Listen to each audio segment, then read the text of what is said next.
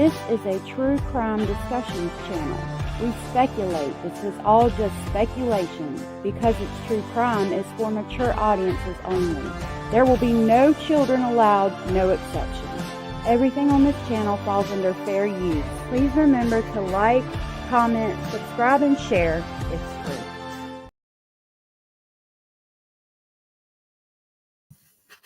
Hey everyone. Why is it? No. Hold on. I don't know why it does that. Like, I never change it. Why do you do that? StreamYard. Let me fix the background so don't make nobody sick. Don't want nobody be sick. Sir, stop chewing. Okay, hey everybody. Paranormal Rooster, good to see you. Hio, Bad Girl, Sarah, Cara, Sarah, Serena, my beautiful Bad Girl, Jenny Jen. Hi, y'all. Good afternoon. For me, I don't know if it's afternoon for y'all. It's good to see you. Yeah, you saw that and went, hey, yeah, that's what I said. Hey, why do you keep changing my stuff?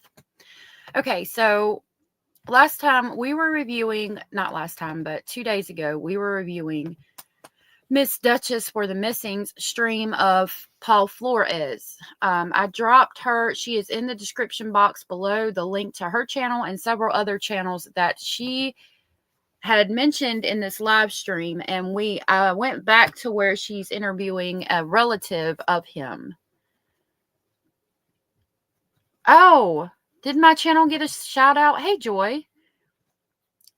My channel got a shout out? That's awesome. Thank you for the information. Speaking of Jen Soto, I am doing the part 2 of reading the 849 or 96 page murder.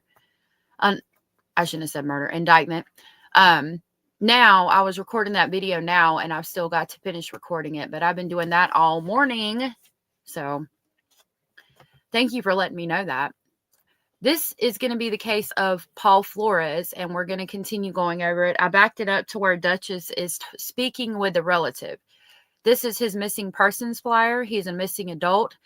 His name is Paul Flores, and it's out of Chemult, Oregon. He is 40. He is 5'2". He's 210 pounds. He has tattoos. He's got full sleeves on both arms, a Raiders insignia on the chest, which you can see right here, and he wears glasses. He has a history of head trauma. Paul was last seen on July 21st, 2024, near Chemult, Oregon, when he was traveling from California to Washington to live and work. Paul made contact with people via phone that he did not know where his vehicle was and seemed confused. Paul walked 30 to 60 minutes towards the highway, and he texted his niece that someone was giving him a ride back from the Pilot fuel station in Chemult back to his vehicle. His vehicle was later found on July 26, 2024, on an OHV trail north of Chemult, Oregon. There were no mechanical issues. Paul's money and personal items were found inside the vehicle. Paul was last seen on video footage at the gas station talking to a man and a woman in a white van in the parking lot when a male in a white Camry with no tags pulled up. Paul walked with him to the Camry, got into the vehicle, and they drove away. Paul Flores has not been heard from or seen since. If you have any information on this case, please call Klamath County Sheriff at 541-883-5130. The case number is 24236343. Please do not contact any of his family members that you are going to hear mentioned in this stream. And please do not contact the sheriff with your thoughts, opinions, and speculations. If you have those, please share them here with me. Hi, Trixie. Good to see you. So, we're going to go back to Dutchess for the Missing. Again, her link is in the description box below. Please give her a like and subscribe. And we're going to continue to go over her interviewing a family member of Paul Flores, talking about how perplexing this case is and trying to see what we can figure out, if there's anything that we can do to help. If you don't mind, please hit that like button so we get out into the algorithm and more people can come be part of our lovely speculating family. You guys are amazing. Thank you guys. So we'll go ahead and get started. This is Dutchess on screen and Artic Fox True Crime. Again, both linked in the description box. And the title of this video is Missing Paul Flores. And also, the live that she's going to do where she's interviewing his brother is tonight. It's December 3rd. I checked the date. I apologize for being wrong yesterday. It is going to happen tonight at 8:30. And I do hope to see you all there. As of right now, it's scheduled to happen tonight. So I will be there in the chat. I will actually speak instead of being in the bushes like I usually am. And I hope to see y'all there. Y'all bear with me. We done been to China on this live stream and back. So, but at least we do have Cherries on the line. She was the first ones. They're the ones, her and Vince are the ones that got the GPS to find the car. Okay. That's how they found it. Okay. So when all of this took place, Cherries, back in July, walk me through what exactly happened. Paul he leaves Stockton, California. He's going to go visit his kids in Moses Lake, Washington. So he's traveling up through Oregon. You come to July the 21st. What exactly set this into motion where you guys actually figured out that there was something going on about his vehicle being broke down? Tell me exactly how that transpired. He gets to we're not sure what time he left Stockton. Okay, because he was on his way up there and I was on my way back home. So I got a message from him asking if I left town yet. And I says yes. So he was on his way up there. That was like at 4 o'clock that afternoon on Saturday. And then by morning, by 8:30, I get a call from him stating that he couldn't find the car. He didn't know whether he wrecked it or if it was outside the road or what. So did you find that unusual though, Cherries? That did he seem disoriented, like he wasn't himself, or describe that to us? He was confused because we're gonna go back. Okay, he gets the pilot at midnight. He sits. The cameras show him way in the back where the trucks are. He's just sitting there. He's resting. So by 2 a.m. is when he leaves and he hits that 97 highway going north. But he did. First of all, he did fill up. He fueled up. He gets on that highway going north. Somehow from there to before he got to the cutoff road to the 58 that goes towards Eugene, he ends up in the OHV trails. Okay. Were there cameras at the pilot station that saw him there getting gas? Yeah. Okay. Yes. So does this mean he made it back to the vehicle and then wrecked it and then disappeared? I'm wondering. Hey, True Crime Addict, thank you so much for being here, lovely. Sitting out there, this was at midnight, that Saturday come Sunday morning. Okay. And he's out there, he looks fine. He didn't look like and we don't know him to take anything off the wall, and I asked, and we've asked people, we don't know, maybe he was given something or what, but he tells Erica that he couldn't remember nothing, and he don't know how he lost his car. So again, he has a history of head trauma. We found out that he had been hit in the head by a metal pole in some kind of fight. I remember reading that somewhere or hearing about that. And I don't know if maybe somebody hit him in the head again and it triggered some kind of thing in his mind with the brain injury to where he's forgetting everything. Bellis stated possible amnesia maybe, or if he was given something when he disappeared with this person in the white Honda, maybe slipped something in his drink or something like that and was having some kind of reaction to it and couldn't remember anything. You don't know what happened. And that's not typical behavior for him. No. I mean, he's driven off. He's done crazy things, but not something like that. No, this is way out of the ordinary. It's not. Do you think it's possible that he had an interaction with someone? And I mean, listen, I'm just putting it out there. There's no shame in this at all when I'm asking you these questions. Oh, yeah. But I just want to know, is it possible that he bought drugs from someone, or is it possible that someone gave him something that would make him act in this way? Because I'm getting the impression from you that this is not normal behavior for him. No. Yeah, we've thought about that. And yeah, don't feel bad for asking, because it has us all thinking that way. Like, well, it's, what the possibilities are. Right. That could happen or didn't, because when Vincent and Deanna got to the truck, when they got, everything was intact. His snacks were on the seat, on the passenger seat. His clothes were in the back. His wallet was in there. Everything was intact, and the car door was locked. It was just everything was intact. It was like everything was there. So we don't know if he had an episode. He was thinking things because he did tell Carlos that they were after him. People got messages from him. Wait. And it even leads us to think that if he was taken, that maybe someone else was texting and it wasn't him. But so that part was weird to me when we heard it last time. He was texting that somebody was after him, and they don't know if somebody sent it from his phone, like after he went missing, to make it look like something happened, or if it was actually him saying that. If it was him, again, you have to question, was some kind of substance given to him that made him paranoid? Was somebody actually after him? What happened? Is there anything that we can try to help figure out from this? Any kind of conclusions we can make to try to find this young man? Missing since July, and the MPIA, or the missing persons flyer, was not even activated until November, which is weird to me. Zio, our lovely, told me that when we were on this case last time. No, it was a text message, Trixie, that they got, I guess, and I don't know if they did. I don't know if they spoke to him that night when he stated that he was lost and couldn't find his vehicle. I don't know if that was a text message or not. I know this is a text message where he's stating that somebody's after him. I'm not sure. We'll probably find out more as we listen. And again, we'll find out even more tonight around 8:30 Eastern Standard Time on her stream. Cara said, I wonder if he forgot to take his medicine because he was out and became totally lost and confused as to where he is.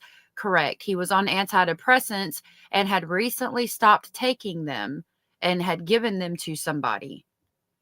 And he lost his shoes, evidently, because supposedly somebody saw him at the Dollar General buying a pair. Bad Girl said, when did he lose his shoes? On the way to the gas station? I do believe so. I think they said they found his shoes on some kind of valley or embankment close to the gas station, or on the way from the vehicle to the gas station. He lost his shoes. Okay, last time I was thinking someone else could have done all this. It's possible. Anything's possible. I want to see what we can come up with and maybe try to figure out to try to help this family. But when there's no service out there, because I spent 7 nights out there, and there was days where there was no phone service. All you had was where you could call 911. Okay, so let's stop here for a second. So you're saying that he also didn't just message about the car problems, but he also sent messages indicating that someone was possibly after him. Yeah. Oh, Yeah. wow. Wow. Now, did he have any grievances or personal beef with people? Did he have people that he was, having issues with that you know of? Was there? No. Okay, No, so not that we know, and not especially up in Oregon. Nope. He didn't okay, know anybody is he a drinker? Does he have mental health issues that you're aware of? Drinking? No, he hasn't. But he has, but he wasn't that. From what I was told from other people, that he wasn't drinking. Okay. Yeah. Okay. Because That was is. it? Yeah. Because Erica has. I have a list. She made a video of his text messages. I have copies of that. And Oh wow, that would be from interesting. from the time that things what he was saying. Yeah, and he was saying, I'm really stuck out here. I'm really stuck out here. And yeah, he kept saying he didn't know what happened. He was like confused. Like he didn't know what happened. That's really concerning. And she also stated that there's not a lot of cell phone service out there, which is also concerning. Zio looked into like is it a heavy area for trafficking or gang activity? And I think she said they did say there was a lot of gang activity in the area. And I mean, is it possible, knowing that there's a lot of gang activity in the area, that somebody saw his tattoos and maybe mistaken him for some kind of other rival member of a gang from the area, and something happened? I don't know. It was weird to me because he talks to the people in the van for like 10 minutes and then leaves with the person in the Honda that does not have a license plate. The people that were driving the van said they frequent the area, but were not there that day. And which is weird because, like, yes, ma'am, you were there because you're on camera at the gas station talking to this man for 10 minutes. So if it wasn't you, then who was there in your vehicle? Who did you give the keys to? And then this Honda pulls up with no license plate, and he gets with them in the car and is not seen. But evidently there's been some text messages going on. And it's not like he knows anybody in the area. He was moving from Stockton, California, up north to Oregon to be with his children and for work. So I don't know if he's driven through there before and maybe knew somebody from the area, but it doesn't seem like, I said Oregon, I meant Washington. It doesn't seem like he would know anybody just driving through Oregon to get to Washington. So that's weird to me. Paranormal Rooster says, have the police ruled out gang activity? I asked because where he's from is widely known for gangs, and a lot of gangs do have the Raiders emblem tattooed on them. It's a sign for certain gang members. I don't know. The police aren't really doing anything to help this family, which is really sad. And I'm sure the family will talk about that more. So probably not, if I had to guess. Paranormal said, so is it possible someone saw his tat and automatically thought he was in a gang and acted on it? That's something I'm questioning. Considering that Zio had told us that there's gang activity in the area. I'm wondering that myself, and maybe he was mistaken for somebody from the area, or they saw the Raiders emblem and were like, hey, that's a rival gang, we're going to take them out, because we know stuff like that happens, unfortunately. Happen. Okay, and someone in the chat did want to ask, did he have any previous drug issues? And they said, sorry, they're not trying to be disrespectful. I think they're just trying to, make sense of it. No, he had no. Okay. He's a what do you call it? A social use, but he's never had drug problems or drinking problems, or he needed to go to, to a rehab or anything like that. No. Okay, and does he have any medical issues that we need to know about? Does he take medications like for blood pressure or anything? Yeah, he was taking antidepressants. Oh, because wow. he had just got out of a situation that left him kind of really depressed, and he was, that's part of the reason him going back to Moses was to get a job and to get away from the situation down here in Bakersfield. And he wanted to get away because he was just done with everything. Wow. So, yeah. But the medication he didn't take, he wasn't taking it. So that's here. And I didn't know that until one of his friends, she gave it to me. She goes, here, this is what he said. He didn't want to take it because he didn't like the way it made him feel. Oh, no. Yeah, and the problem is that if you stop an antidepressant like that too soon or just suddenly, it can cause even more severe mental health issues. Yeah, that's what I was feeling too. I'm just like, it's scary because he was by him. And who were these people? He didn't know anybody up there, but he told Erica that this dude offered to give me a ride to find my truck, and he's tripping. Yeah, that's one message that she got. Wow. Too bad Erica couldn't come online. I think I sent it. So when I heard that last time, I said, okay, well, with him having with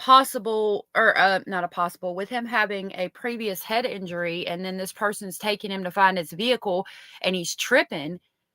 And what if this person in the vehicle got mad because it was stated that, he couldn't remember where his vehicle was. So if this guy's driving around trying to take him back to his vehicle and he's like, I can't remember where it's at, just go a little bit further up and let's see if it's there. And the guy's getting frustrated or mad because he can't find his vehicle and he needs to drop him off or whatever. What if they got into some kind of fight or altercation and Paul got hit in the head and in the same spot where he had the brain injury from before, and it's causing him to have some kind of amnesia or something, and not able to, because he was already not able to remember where the vehicle was and sending these weird text messages. So what if he got hit in the head again and is seriously in a situation of amnesia and doesn't even know who he is and is walking around Tumult, Oregon, just unaware of who he is or whatever.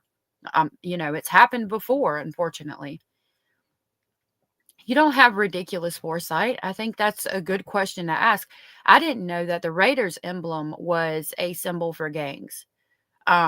So you asked a wonderful question that actually hasn't been brought up yet. And I'm going to message her or email her and let her know that you asked that question, because it's a very good possibility that it could have happened. And maybe it's something that she could visit tonight in her stream, or maybe it could help the family. Zio said Diamond Peak Wilderness is in Klamath County. There was a red. Okay. Yes, that was the other part. There was a red fire update July 26, 2024, 5 miles west of Crescent Lake Junction at the time of the disappearance as well.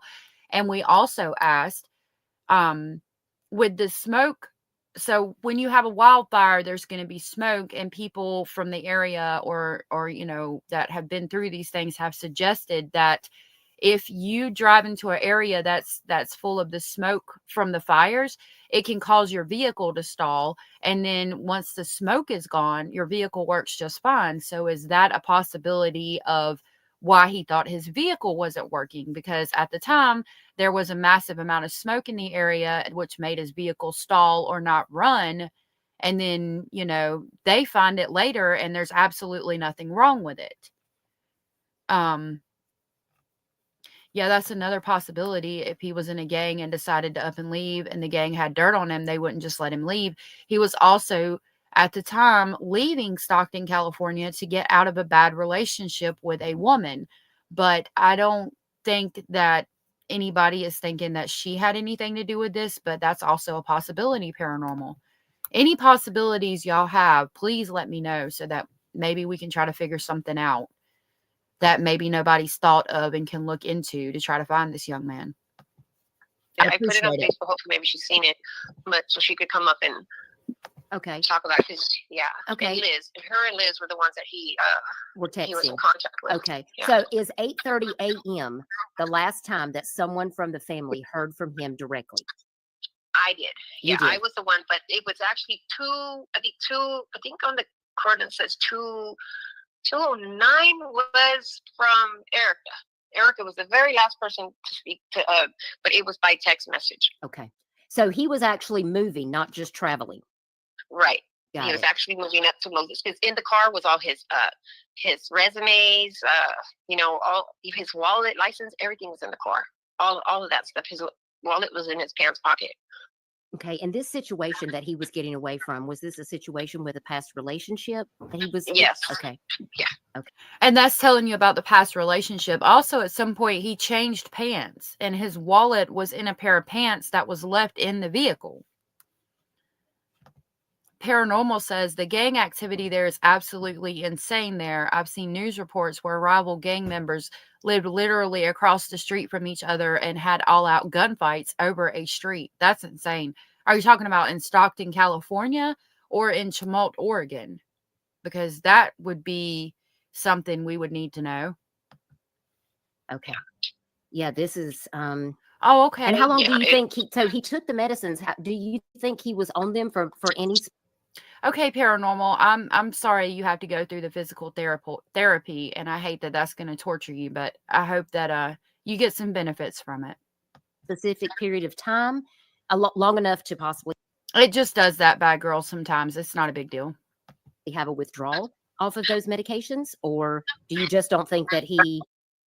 I don't know. That's kind of hard to. Yeah, I think about it all the time too, trying to figure out. Well, what the possibilities are, because anything's possible. I mean, he could have got a hold of something, he was given something, or he just went off the deep end. I'm trying to figure it out too. Now, Erica, is she not one to contact us?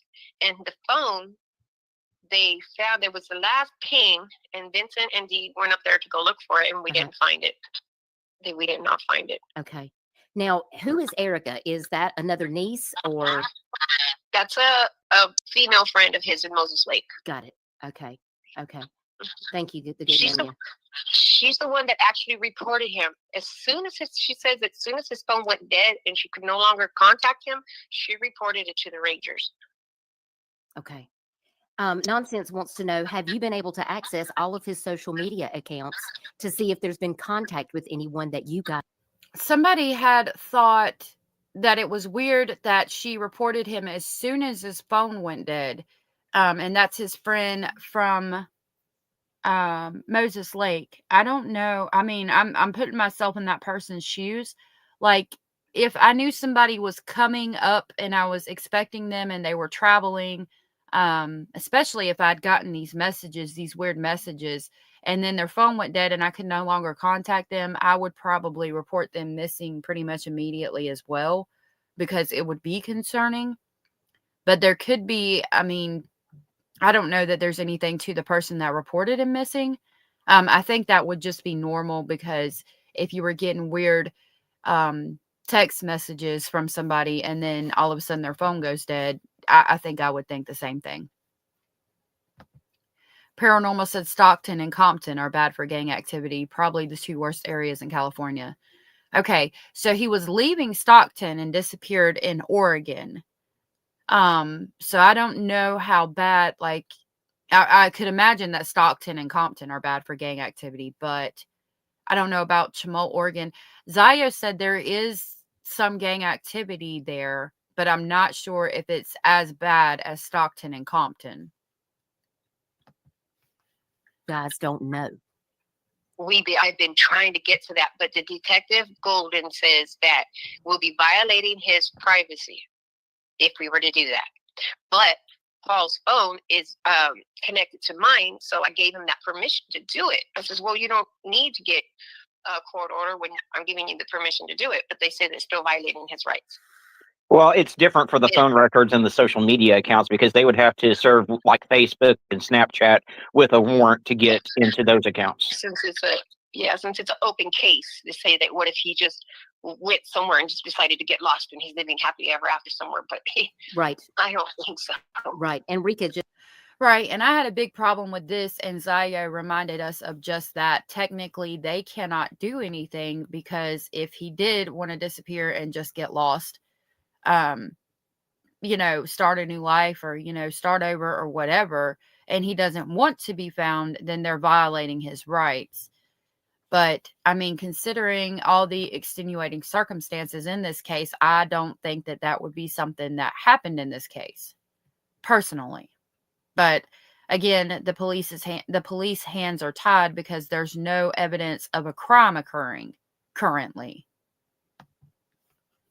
Kid just said in chat, that's what I'm worried about, that he ran across some bad folks, like maybe some drug addicts or something like that. And you did tell me that was a huge concern. Like, what if somebody had given him something and he didn't realize he had been drugged, and then something. He's a strong person, and he is really a strong person, and who knows, you think you can handle it, and you realize that you can't. It's well, and I'm concerned because he had. I'm concerned because he went off of the mental health medications, and that can cause a mental break and everything too. So, to me, it sounds like he may have even experienced some type of medical emergency causing the confusion and everything. Right. Exactly. That's what I've been feeling with myself. Like, okay, he had an episode. Okay, but if he lost somewhere and he don't know who he is, or that's what I'm thinking. Right. LFT Decipher says, how was his relationship with other family members or his children? Well, his relationship with his daughter was good. With his son, he had a situation with his son, so that's why he was going to live with my other grandson, which is his nephew. They told him that he could stay with them while he gets a job. So he wasn't getting along with the son, but with his daughter, yes. Okay. And I just saw that Locke posted in chat, over a year ago, he was attacked and was left for dead. They used metal object to his head, and he was hospitalized a year prior to him being missing, unknown if he possibly lost his memory. Oh my word. So that was where they talked about he had gotten hit, and I'll read it again. They stated over a year ago, he was attacked and left for dead. They used a metal object to his head, and he was hospitalized a year prior to him being missing, unknown if possible, lost his memory. So that goes back to what I was stating. If he was in this white Honda and the person driving the vehicle was getting frustrated because he didn't know where his vehicle was and couldn't find his vehicle and was saying, you know, can you just drive a little further? Can you go back this way? Can we go back this way? Can you just drive a little further until I find my vehicle? I don't want to be just left out here in the middle of nowhere and not know where I'm at. And this person might have got mad and there could have been some kind of altercation. And if he happened to hit him in the same spot in the head again, it could cause amnesia, memory loss, among other things, all the way to somebody not even surviving being hit in the head in the same spot again, unfortunately. And I'm not trying, you know, I hope and pray that it's a situation of amnesia and we need to find this man, because that's what I want to believe, that it's some kind of amnesia situation and he just got hit in the head again and doesn't remember who he is or any of that and is wandering around out there. They found people in like homeless camps that this has happened to, that they're technically missing and they just got hit in the head or something happened and they got amnesia and just didn't remember who they were. And then they, you know, are reunited with their loved ones. And I'm hoping that that can happen in this case. Yes, that too. Yes, I have the paperwork on that too, where he was attacked. And he was what do you call it? Tubalized? Intubated. He was intubated for overnight. Yes. Yeah. Cherries. Yeah. He's been through a lot. So worried about him because who was responsible for that attack on him? Yeah, who was responsible for that, Cherries? The guy. Paul was working in the oil fields here in Bakersfield. It was one of his co-workers, supposedly. Oh my word. Yeah, and they were drinking, and I guess when he was with his other sister. And they walked out of the room, and when she came back, she found him face down, and the guy was nowhere around. But I think they did find him, but the guy left his job. Yeah. So do you think I don't know. Did he suffer any brain injuries or trauma from this attack? Yes. The doctor mentioned that he needed to see a neurologist sooner or later because they don't know what effect after the swelling went down that he was going to need something. You know, so we've got a man missing out in the middle of nowhere who's suffering from a traumatic brain injury, and law enforcement's not wanting to do anything to try to help you bring this man home. They think that he just wanted to be gone. You know what I mean? Like maybe he got tired of the family or whatever. That makes no sense, even from an investigative standpoint, because if he was going to leave, he would not have left his money behind if he was leaving willingly. Yeah, and they said, the detective says that Pilot, when he ended up back at Pilot that afternoon. See, that's my issue. I'm feeling the same way that Artic Fox True Crime is, because it doesn't make sense to say that he just walked off willingly. So let's be pulling these records. I mean, and I don't understand why you couldn't pull these records. Could you not just pull these records and see if he's okay? And then maybe tell the family, you know, we've located him and he doesn't want to. He doesn't want to be found, or, you know, locate him and bring him back to his family. Either way, why can't we try to locate this man? Because again, if you find him and he doesn't want to be found, you could state to the family, we found him, but he doesn't want to be found. Like, that's all you got to do, and keep the information of where he's at private. But you still need to locate him. That afternoon. Because actually, in that morning, when the girl picked him up at 6:30 a.m., drove him into Crescent. He sat at the Shell, across the street from the Shell, because there's footage at the Shell also, where he's sitting in front of Dollar General. Mm-hmm. He's sitting on his phone, just as calm as can be. And I asked the girl at Shell, what did my son look like? Did he look stressed? Did he look like he wasn't right? She goes, no. She said he looked fine. He didn't have any weird look on his face or nothing. He looked fine. He just needed a charger to charge his phone because his phone was going dead. And he got a ride back from there back to Chemult. You know, and that's where he was over there. And he sat, Well, you know, his mental health history, and I have to agree with Elizabeth Lander, one of my mods in chat, his mental health history and him having this particular attack and knowing that he's had a traumatic brain injury, that Right. should allow you as his mother to be able to intervene on his behalf. Mm-hmm. Right. Why is she not able to intervene?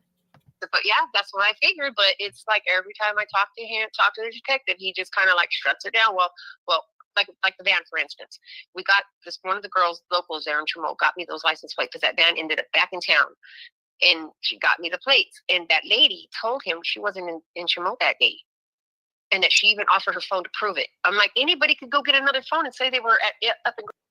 That's one of the other biggest issues I have with this.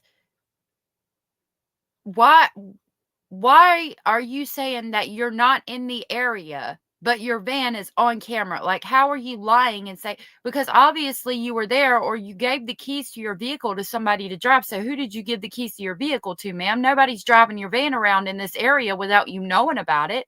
So why are you lying?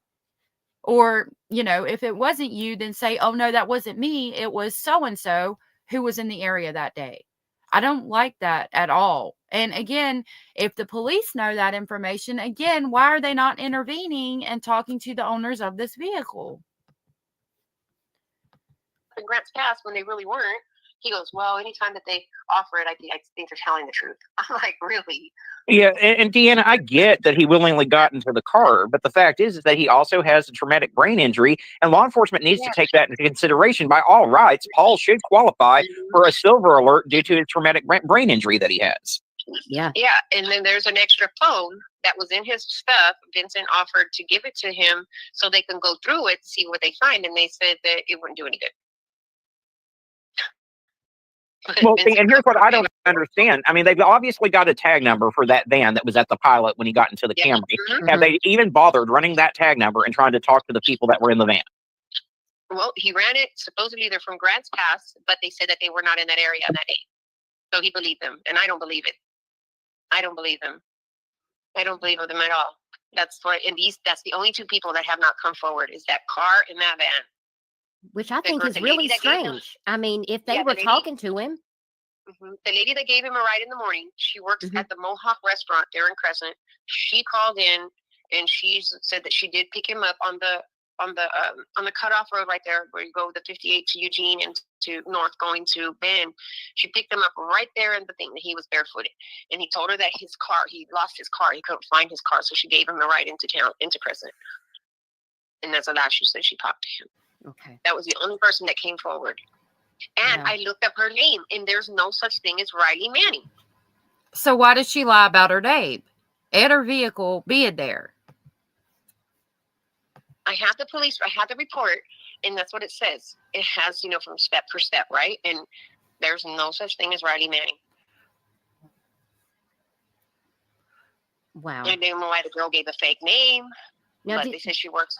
Did his coworker serve any time for these charges? I mean, nope. Okay, so we're at 1:30. Let me show you the van real quick, if we can go back to that. It was in the previous stream, and then we'll come back to this. That's where she maps out the location. That's how his car was found. Just to recap from our last stream. That's not a you pulled off the side of the road and lost your vehicle. That's like straight up in the woods. And I pointed out last time, this tree right here looks like it's been hit by a car. That looks like the car scraped it. And it looks like he hit this car right here. And it stated that the fender was messed up on the car, which tells me again, he hit the tree, I think. These are the pictures of him in the van, and it's hard to see. Zio brought it up last time, but if you look down here when I move my mouse, that's him talking to the girl in the white van. And it states, this van is possible from Grants Pass, and it gives the license plate number. They frequent the area, but say not they, some went missing. The girl you see is has small curly hair. The guy looks white or Hispanic. Please help us find out who they are. And please ask who the guy in the Toyota Camry, possibly 2017, is and where he took my son. Please. My son is extremely missed, and these people know something. And down here, at the end down here, you can see the white Camry that took off. and drove away with him in the vehicle. Hey, Abellis, my lovely, how are you doing today? So I wanted to show y'all that real quick. Now we'll go back to where we were in the phone conversation.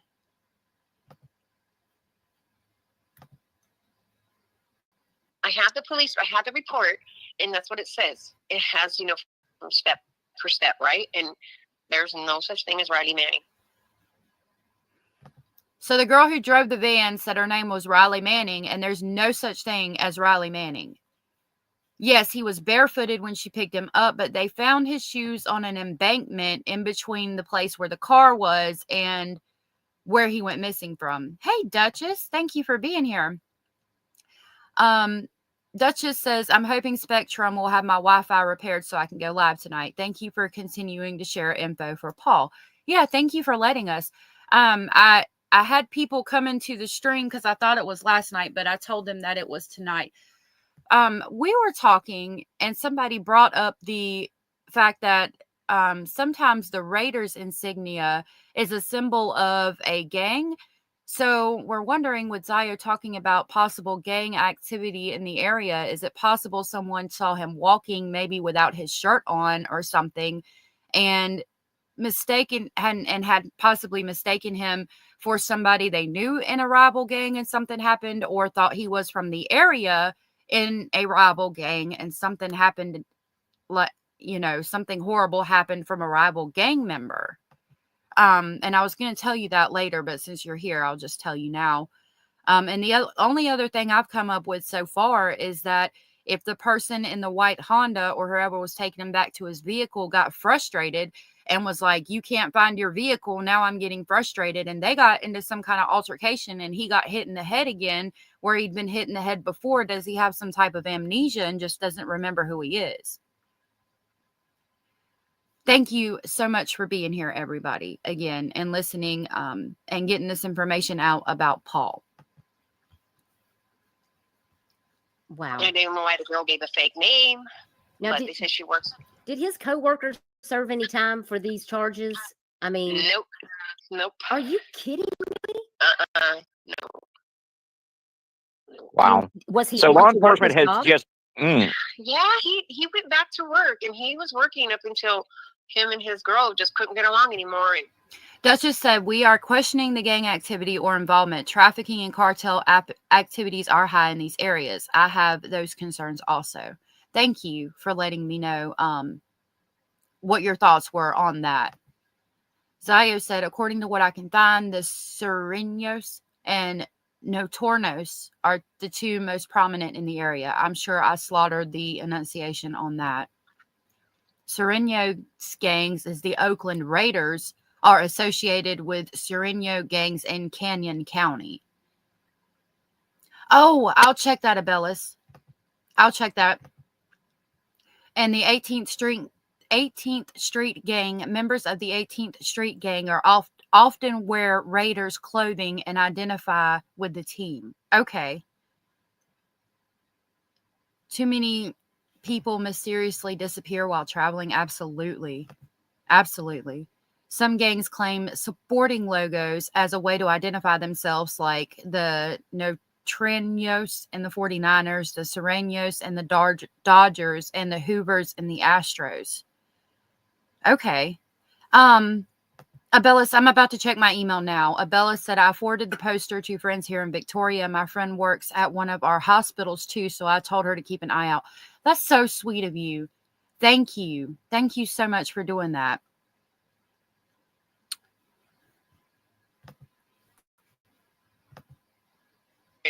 And that was the day I told him, you need to get away from her before things get deeper and deeper. You're gonna end up in jail or something's gonna happen. And sure enough, he goes in there because she kicked her door. Yep, she called the cops, and that's when he went in for 2 weeks, I think, or 3 weeks or something like that. As soon as he got out, that's when he went to Moses. He says, I'm just gonna get away from here. I can't, because as soon as he got in, the first thing he does is want to go over there and talk to her. I says, no, you need to stay away.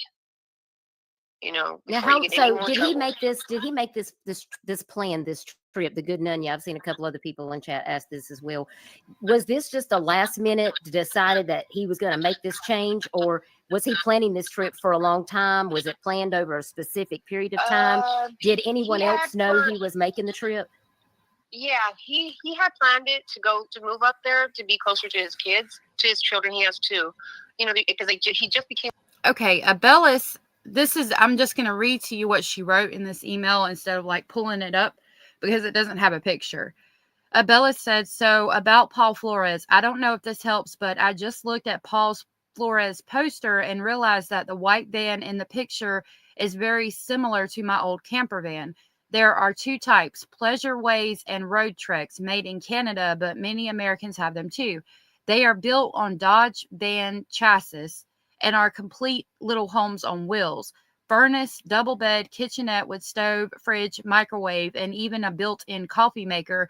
Tiny bathroom with toilet and shower, cabinets, cupboards, etc. They're amazing. They aren't cheap either. Mine was a 2000. The one in the poster looks about the same age. I'd say anywhere from 1988 to 2010 or 12, just my guess. Many retired folks have these to go visit their kids or just travel around. Thank you for letting me know. I would be concerned if they hadn't found the owners of the van. So I think they have identified the van specifically because they have the license plate.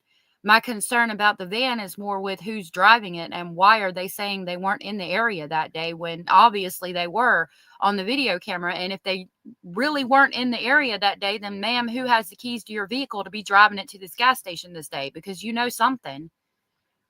Thank you for the information though, Abellis. You're so awesome. And that was so awesome of you to share his poster out. I really appreciate that. Became a grandpa, and he wanted to be closer to them. Yeah, he has two grandsons now, and he wanted to be closer to them. So yeah, he kind of been planning it out for a while. That he wanted to be up there, and yeah. And you have seen the footage from the store yourself? Yes. Okay. From the pilot and the Chevron. I've never seen Shells though. And there's another weird thing about Shell. Okay. Is that one of the guys there quit his job suddenly? Oh. Yeah. You mean right after all of this happened? Yeah. Right after Paul went missing, I was going to go up there and I was going to talk to him so we can go through some footage. And it was like I got there the day before and he was off of work the next day. So the following day, he was supposed to be back to work on a Wednesday. And I think I got there on a Monday.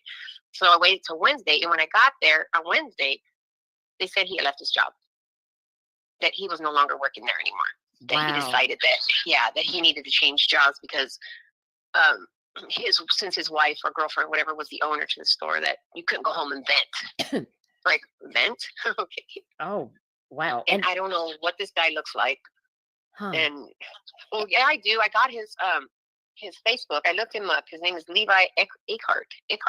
Okay. Mm-hmm. And Yeah, the Shell station, is that in Crescent? That's in Crescent. Okay. Mm-hmm. Okay. And what time was he at the Shell?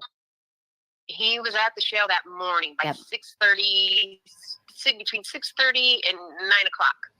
Okay.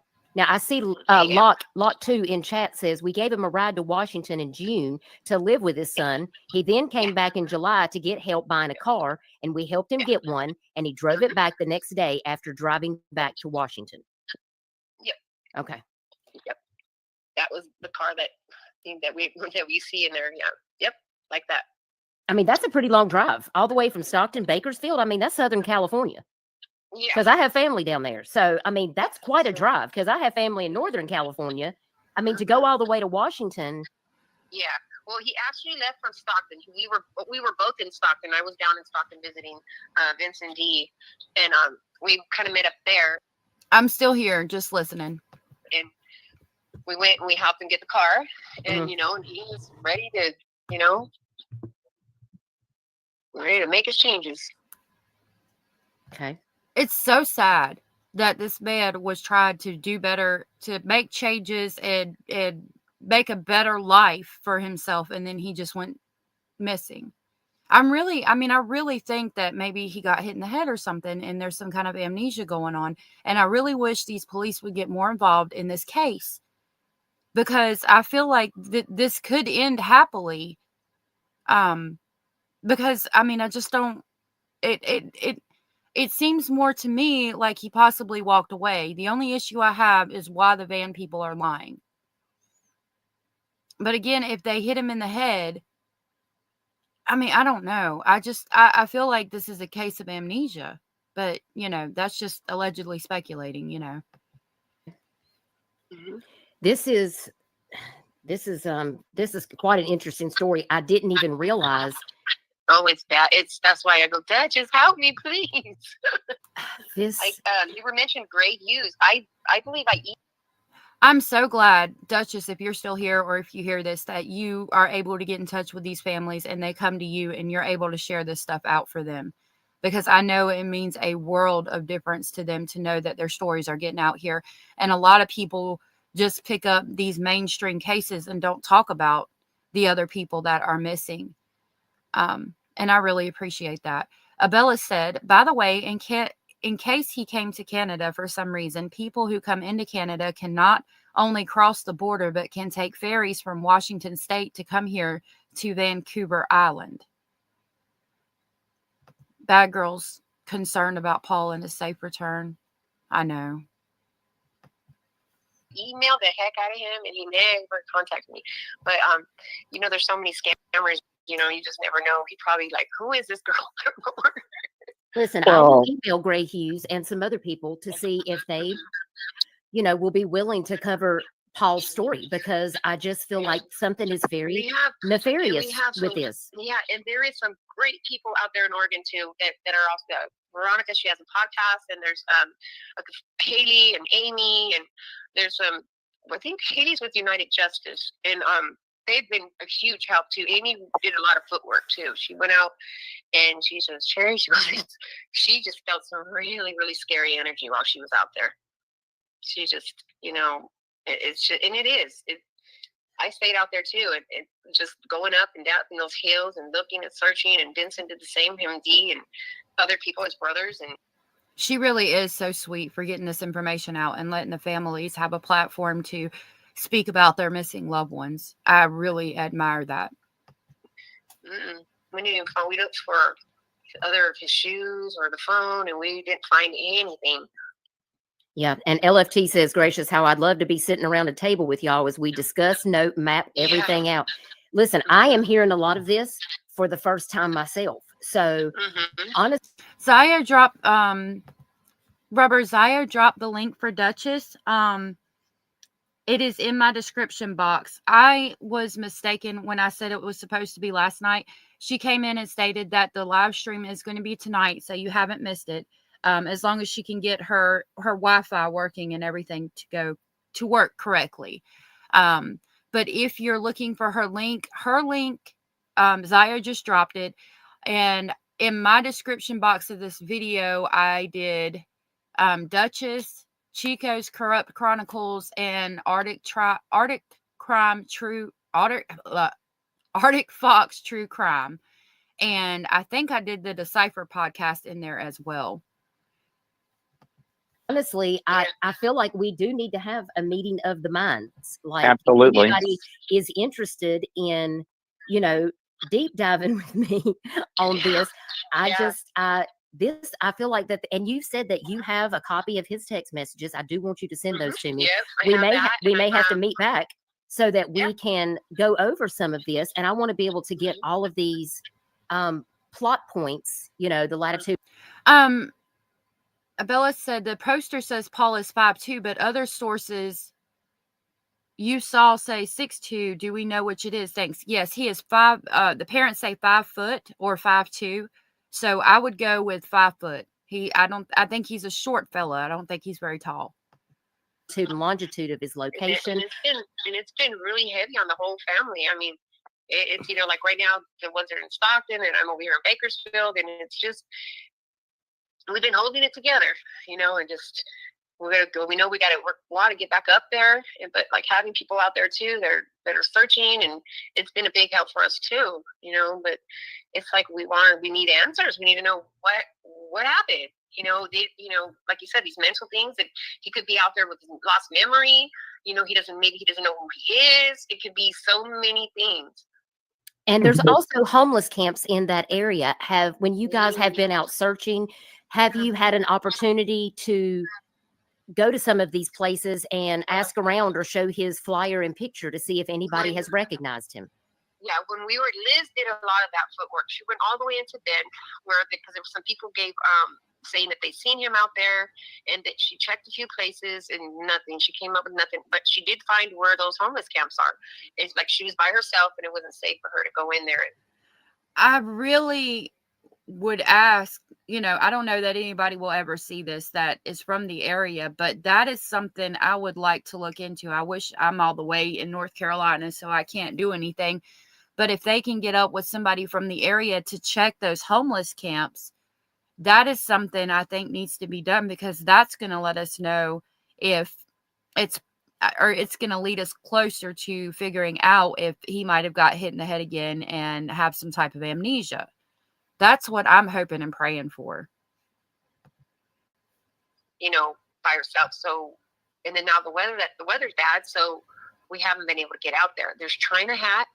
There's two of them. I think there's 2 China Hats, and there's Dirt World. And Dirt World does have a Facebook account, because Liz found that. She's been doing a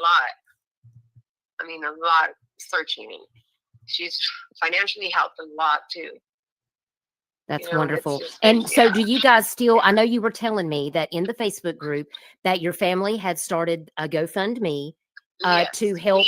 Now, is there a reward for Paul right now? Yes, there's a small one right now, but we're working on making it bigger. So that's why I came back to get back to work, so we could start adding more money to it. There is a reward. From what I heard, I think it's $1,000 reward for anybody who has seen him or can help bring him home. This is from Oregon's Missing Persons, and it states, my cousin is currently in Chemult, Oregon, searching for his brother, Paul Flores, who they haven't heard from since Friday, and this would have been all the way back in July. He was traveling to Washington from California when his vehicle broke down. Lastly, they heard he was getting a ride back to his vehicle. He hasn't been seen or heard from since. If anyone knows anything or has seen anything, please contact police or reach my cousin. And again, don't contact them with thoughts, opinions, and speculations. Just contact them with legitimate information, please. Oh, okay, good, Dutchess. I'm so glad to hear that. We were also wondering about why he might have thought his car was broke down. I know there was wildfires in the area, and they've stated that sometimes the smoke can make your vehicle stall. So we're wondering if he might have entered an area that was heavy in smoke, and that made the vehicle stall, and which is what made him think something was wrong with the vehicle. And once the smoke cleared the area and they came, however many days later, it would have started right up. That was another thing that was talked about in here. Okay. So we can get it out there. And there's another one too that just it says to help bring Paul home. That was like for its use for any gas or even for anybody that needs it that wants to go out and search, So I'm going to read this to you guys. It states, Dutchess says, I'm not sure. Okay. This one states, while in Chemult, Oregon, I spoke with the manager at the Chevron across from the Pilot gas station where Paul was last seen. I asked the manager if her cameras were working the 21st of July around 12 p.m. and forward. She logged into the cameras, looked up July 1st from 12 p.m. She did find at 1:40 p.m. that van pulls into the Pilot gas station and parks and sits for a little while. Then as the driver, which is a male, gets out. Then you can see a guy walking up to the van guy. It's my son, Paul. He talks to the guy and a lady gets out from the passenger side and also talks to them. After 10 minutes, a white Camry Toyota pulls up, but on the outside parking lot facing south. Gets out, goes inside the Pilot. Remember, Paul is still talking to the van people. The guy comes out of the Pilot store. As he is going to the Camry, Paul walks beside the guy and gets in the Camry and heads back north, going towards. So that's what we thought about that too. Okay. If anybody is interested in looking into any of these things, you can find that over in Paul Flores. I do too, and a lot of people do. And I'm hoping that that's not the case. Lord, I hope he's just got some kind of amnesia. But the phone has also been dead since, I think the next morning or something, like right around the time he disappeared, which is also concerning. Bad Girl asked, would a cadaver dog be able to scent track so many months after the fact? I don't know, because of rain in the area would wash the smell away after this many months, I would think. But I'm not sure. I can look it up, though. Facebook group, and There is. that link is in the one for description. the one for the private investigator, that one's closed. Or I think there's one that we already got that money together. Okay. And the private investigator did go out, but he wasn't successful because Dutchess said, because none of this adds up. By the way, Vince, Paul's brother, did say that the van that someone said came back to Grants Pass is not the correct van. Okay. Okay, so maybe the girl was, so I'm guessing then the girl was being truthful when she said she wasn't in the area that day. So then this van has the tag from another van that looks just like it on the van. I'm wondering, like, how would they, because if they hit it from the license plate, but it's not that right van, like, that's weird. Because the van, the license plate issue. Hey, Tkin, Texas. Tkin, Texas says, thank you for whoever gifted me a subscription yesterday. I didn't even notice till last night. Oh, you're welcome. I'm so glad that you received the subscription and that you were able to stop by. Dutchess says someone gave info to Paul's mom, but he said it's not the right person. Yes, it's a tag from the wrong van. That's interesting. So if they don't know, I mean, I used to, unfortunately, be what I call mentally lost and lived a very different lifestyle. And the only way I know of that happening is if somebody in the van drove by until they saw another van and took the tag off of it and switched the tags, basically. For what reason? Well, if the van that's driving around looking for tags to a van that's like theirs, if the insurance is bad, if the tags are bad, if they're doing something nefarious, that's interesting. And also not good, especially considering the other vehicle that pulled up had no tag at all, which again, why would you not have a tag on your vehicle? Well, if you're doing some nefarious things and didn't want your vehicle traced by camera, CCTV. And Dutchess said someone saw a van riding down the highway and thought it was the same van, but it isn't. Okay.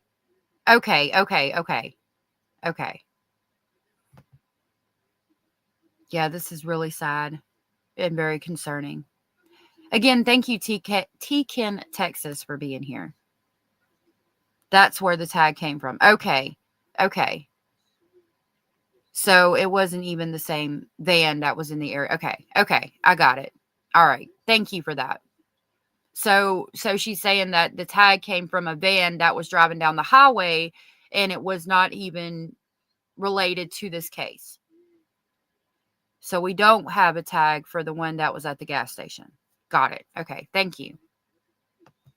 He ended up getting sick like on the 5th day or something like that. And he had to abort it and go back to San Diego. So I am looking into a new private investigator. And if we can get money set up for him, that'll be great too. So we're looking into that also. Okay. And he's in Oregon. Yeah. And the Good Nunya Crescent is actually just north of Chemult in Oregon. Yes. Yeah, Yes. Not Crescent City, California. And the Chevron is across the street from the Pilot. So yes, he was seen at 3 gas stations. He was seen at the Pilot station. The Chevron gave their footage because they were across the street, even though he wasn't actually there. And then he was also seen at the Shell station, which is, I guess, where he stopped to get gas. Yes. Oh, no. Shell, no. He put gas at Pilot. At Pilot. Okay. He got gas at Pilot. And Nonsense wants to know, what time again did she pick him up on 58 and what time did she drop him off? 6:30 a.m. supposedly. That's what it says. 6:30 a.m. and the time it's 17 miles from right there to there. So maybe almost 7. And was he staying anywhere in town? Did he get a hotel or he just got into town, hung out at the gas station and caught a ride with this Camry? And that was Supposedly, they were giving him a ride to look for his car. Zio just dropped the NamUs information. She dropped the link for that. Thank you for that. Hello, Crime Lines and Lies. Thank you for the compliment. Abella said, I'd be more worried about not having a tag in case cops pulled me over than not having one at all. Yeah. But I mean, if you are thinking, you know, I'm going to run from the cops, or you just took the tag off while you were doing something nefarious and then put it back on. But it is a risk that you would run by not having the tag on the vehicle. But I don't know. You got to outweigh the options. It depends on what you're doing, how nefarious it is. Hey, Crime Lines and Lies. Crime Lines and Lies says, love your work. Thank you so much for being here. And you say, glad to be here. Thank you so much for being here. I appreciate you dropping in. This is Paul Flores, missing out of Tumult, Oregon. And we are sharing Dutchess's stream where she spoke to a family member of his, and she will be live tonight at 8:30 Eastern Standard Time. All of the speculating family is going to be there in the chat, all of us that can make it. I will actually be speaking because most of the time I'm in the bushes. And so I hope to see all of you there, just to catch you up real quick. For the trust. Yeah. And obviously that didn't happen because you found his truck 2 days later. Yeah, Vincent actually had it GPS because when we took it off the carlet, he went and he asked if there was a possibly, a tracking device on it. So they tracked it and they found where it was at, and they went out there and that's when they found it. And that was 2 days after he went missing. Yeah, I think I'm going to have to get with some of my people in the chat here, because listen, they're all got out their whiteboards and their notebooks, and because we got to get a timeline. I think the timeline is very critical. So he was at the Chevron, which he wasn't at the Chevron. He was at the pilot. Dutchess dropped the link to, Dutchess. Zio dropped Dutchess's link for the video tonight. So that way you guys can turn the notification on for that, and we can all be there together tonight to try, so we can hear what the brother has to say and see what other information we can get about this man. Across the street. But the Chevron actually just had footage of him. Had a clear view. Okay. And is that where those pictures came from of the van? Yes. It came from the Chevron station? Yes. That is in the group? Okay. Because I'm showing those on the live stream. I don't know if Hey, Zio, thank you for coming up. Thank you for having me. Sorry it took so long. Oh, no, you're good. You're good. We're looking on a device where you can actually, okay, because I do have those pictures. And let me take this comment off the screen. These are the pictures from across. You can see the highway, and these actually came from the Chevron. So he wasn't actually at the Chevron. I was muted. Okay, so this one reads, so where did that guy take him? We need the people from that van to please tell state police or his family where that guy is in the white Camry dropped him off at. I really hope this time people understand why it's important to post this van worldwide. We are worldwide. Oh my goodness. We are in Klamath Falls Sheriff's Office. We'll be putting on the news channel so it gets out there. Okay, and then here you can see the woman talking to a man here, and then you see the van right here in the corner. That's another picture of the van. Those are all of the van. The white Camry. So he talks to these people for about 10 minutes, and then the Camry pulls up and he goes with them, which, I mean, again, not to offend anybody, but, I would think that it was some kind of drug deal, but it doesn't, like, who would he know from the area? I don't understand, because that doesn't make sense, because he doesn't know anybody from the area. And then he goes missing. But why is he talking to them for 10 minutes and then takes a ride from somebody that pulls up with no tag on their car, that it appears, taking into consideration that he talked to these people for 10 minutes, it appears that these people in the van called the person in the white Camry to come pick him up, allegedly speculating. That's what I'm grasping from this. He was at the pilot station, and apparently a man and a woman are in the van. It looks like, that he can walk over to the van. Paul walks up, the man gets out, starts talking to him, then the woman gets out. But that's when the Camry pulls up. The guy walks into the Pilot, walks back out. Paul walks with the man to the Camry, gets in the car, and drives away.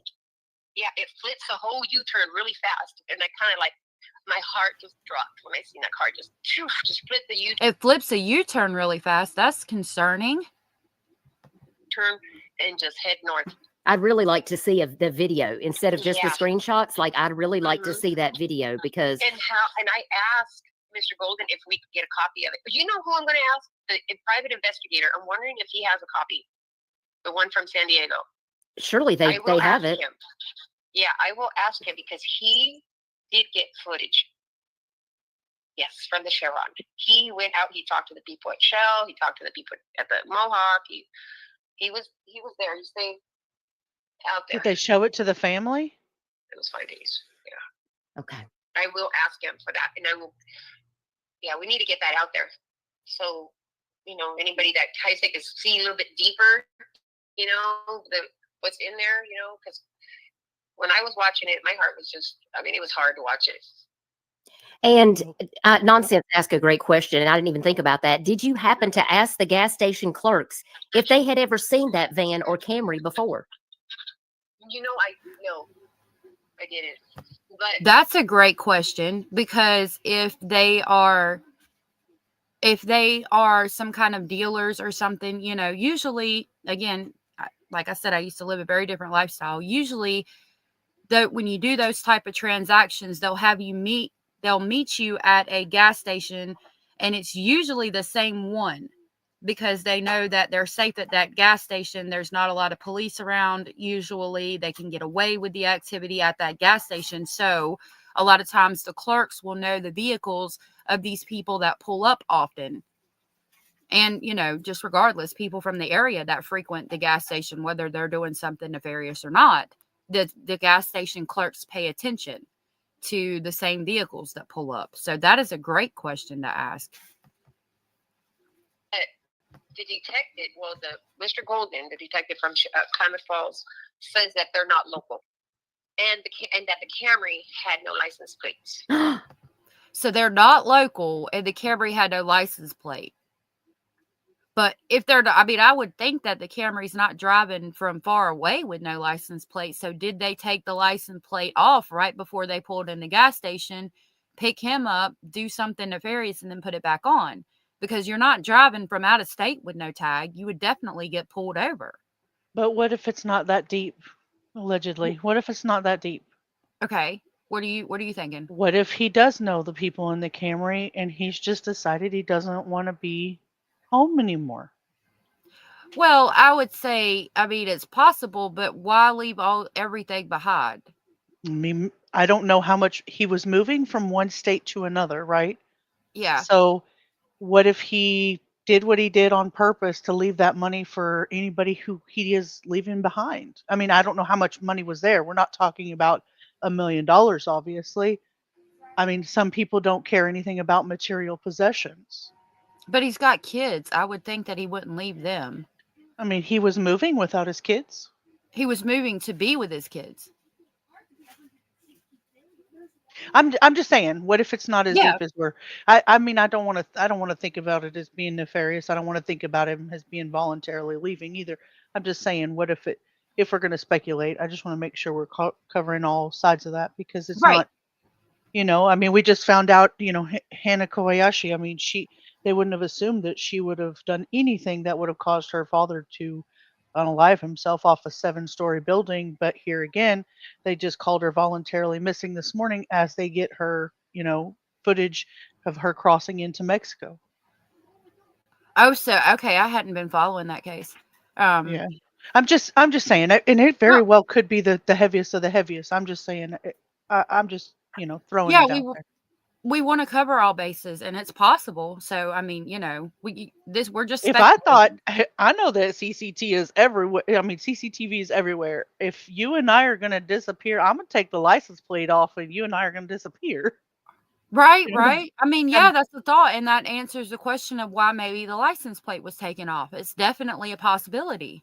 But then again, they are standing out in the middle of the road talking, so Yeah. scary either way. Yeah. I mean, but it's a good question because I mean, again, that's a reason why you would take the license plate off. So it's possible. That's just my criminal mind working there. Yeah. Trixie said how close to his destination was he? We calculated that, and you said he was about 125 miles on the last stream, right? I think you said that. Remind me where he was going from Chimult He back. was He was going from Chimult to where at that point? Lake Moses, Washington. I think we pulled it up and determined he was about 125 miles away. From Chimult to Moses Lake is 6 hours and 27 minutes. So that's still 382 miles. 382 miles. Okay. Thank you for that. He had been on the local news, but it was like a 20-second clip. It wasn't long at all. Dutchess played it. Let me see if I can pull it back up. Hold on. I'm going to search through and see if I see it real quick.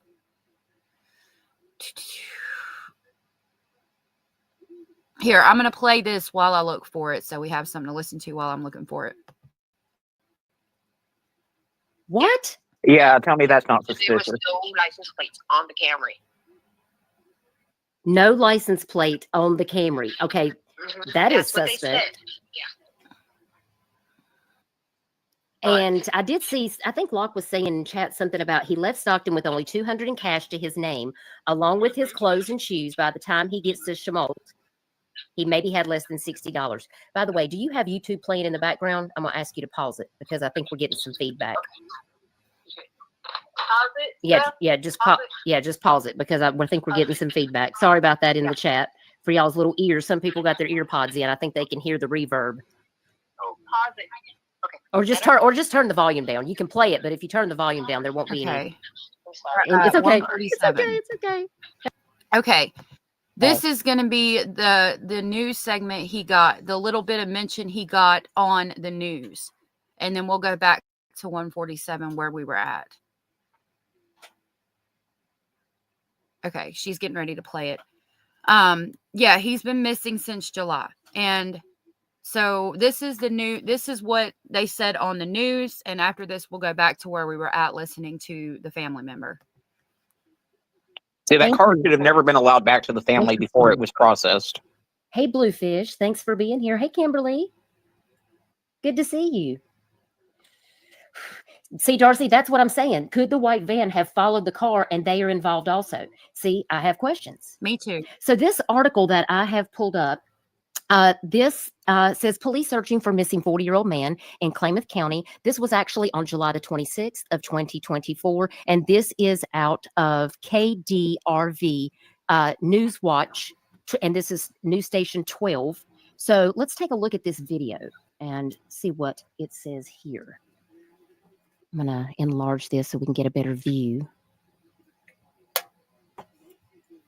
In Klamath County, the Klamath County Sheriff's Office is asking for your help finding a missing 40-year-old man. Paul Flores is 5 feet tall, 210 pounds. You see a picture of Flores here. Anyone with information on his whereabouts is asked to call the Klamath County Sheriff's Office at the number on your screen. KCSO says Flores was last seen at the Pilot Travel Center in Chimult. The car he was known to drive was just found today on a forest road north of Chimult. And that was it. And that was it. Oh, look, great minds think alike. Yeah, there's not a lot out there. There's not a lot out there on it, and it's scary. So that was all that's been mentioned. Zayo found a news article that we read in the last stream. Hey, Norma, and thank you so much for being here, lovely. It's good to see you. I hope you're good today. To catch you up real quick, we're talking about Paul Flores missing out of Chimult, Oregon. We are listening to his family talk about the case.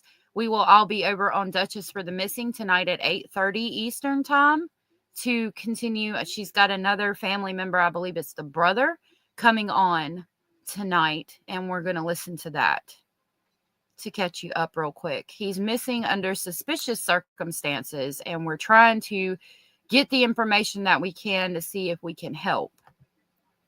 Zayo dropped Dutchess's link in the chat. chat something about he left Stockton with only $200 in cash to his name, along with his clothes and shoes. By the time he gets to Schmaltz, he maybe had less than $60. By the way, do you have YouTube playing in the background? I'm gonna ask you to pause it because I think we're getting some feedback. Pause it. Yeah, just pause it because I think we're getting some feedback. Sorry about that in the chat for y'all's little ears. Some people got their ear pods in. I think they can hear the reverb. Oh, pause it. Okay. Or just turn the volume down. You can play it, but if you turn the volume down, there won't be any. I'm sorry. And it's okay. It's okay. LFT, I'm sorry about your ears. Like, we appreciate all the information that you're giving us because that is definitely helpful. I hope my people in the chat are taking notes because I do feel like bad girl, you be safe driving, love. Sarah said, welcome in, Norma. And oh, you were talking about something I was going to highlight a minute ago. Bella said, Zio, oh yeah, Pyrenees are amazing guardians. She only barked once too, and dude ran back to his car. I bet. They're big dogs. They got a ferocious looking mouth. we need a round table. So were you able to cut the YouTube down? Because I can kind of still hear a reverb. You can either pause it or just because it sounds like it's running in the background and we're kind of getting double talk. No, it's like there's no voice. You have voice activate on here. We can't hear the comment. No. Is it better? Talk now and we'll see if it's better. Is it better now? Yeah, I think it is. I think it's better. Okay. LFT said no worries at all. She just didn't want to miss. Okay. And there was no temporary tag in the window of the vehicle at all? No, not that I've seen. No. Wow. And it was kind of far. This is a very suspicious circumstance. That's what's so weird to me. If they're not from the area and they took the tag off. I mean, unless it was somebody, I mean, if we're going to talk about all possible avenues and it's not something nefarious, they took the tag off because they didn't want, either way, they took the tag off because they didn't want CCTV to catch the tag. Why would you do that? Okay. A, you're doing some nefarious mess and you don't want the cops to trace you. Or B, he's called you to come pick him up because he wants to disappear willingly and you took the tag off because you don't want the cops to trace you. Either way, you don't want the cops to trace you or CCTV to pick you up. Why? Well, so I was looking up the Oregon driver's license plate requirements, right? And it says there was a couple of reasons why you would find people driving around with no license plate. So they're either waiting, they could be waiting for their permanent plate. Like after you buy a new car, you can drive with temporary plates. Of course, you don't have any of those on there. So maybe it's in their front windshield. We don't know because we can't see it. If they have expired registration, if you get cited, they don't do it in Texas, but some states take the license plates. If you, Yep, it's happened to me. Yep. Okay. And then political reasons, I mean, dumb, that would be dumb. I don't find that to be of any use whatsoever, but some choose not to enforce their expired or enforced expired tags for political reasons. Oregon requires 2 license plates, just like Texas does, one on the front and one on the rear. I don't know about other states. I'm only comparing it to mine. The front license plates are for to identify stolen cars and speeding vehicles, and they make it easier for people to identify criminals. And so people take them off because they don't want to be identified as criminals. So there you go. That's what I could find. We don't have that here. So you said Oregon does require front and back? That's what it says on the license plate registry thing here. Wherever it was to get your license plates in Oregon. Motor Vehicle Services. So I would think that they had footage of the front or back. I mean, one of the two. Well, they had the back and there's no tag on it. I'd be curious to know if there was a tag on the front since that state requires you to have one. Right. It says if there's like forums all over the place. It just says it's out of control, that people are just like driving around willy-nilly with no license plates and not getting pulled over, plain and simple. So it might be a problem up there. I don't know. Yeah. That's interesting. Thank you for the information. Sure enough. It is. It's very, very suspect. I mean, I suspect everybody over there. It's like I even had in the beginning, I had people messaging me and they said that it didn't sound right and this and that. And it's like, but that's what we know. And they wanted more answers. And I'm like, but we don't know more than what we're telling you. Yeah.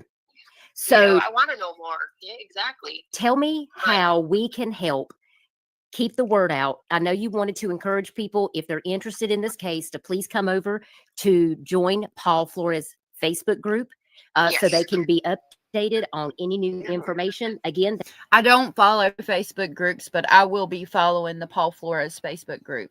Hey, Tiana. It's so nice to see you here today. Thank you for being here. that link is in the description.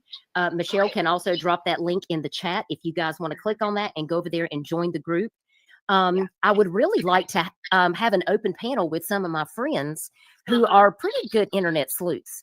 And I would like to just have us to sit down and discuss this case with me and Artic Fox, because I think we're going to need to do a whiteboard of sorts to kind of get all this out, look at the Google Earth map to kind of figure all of this out.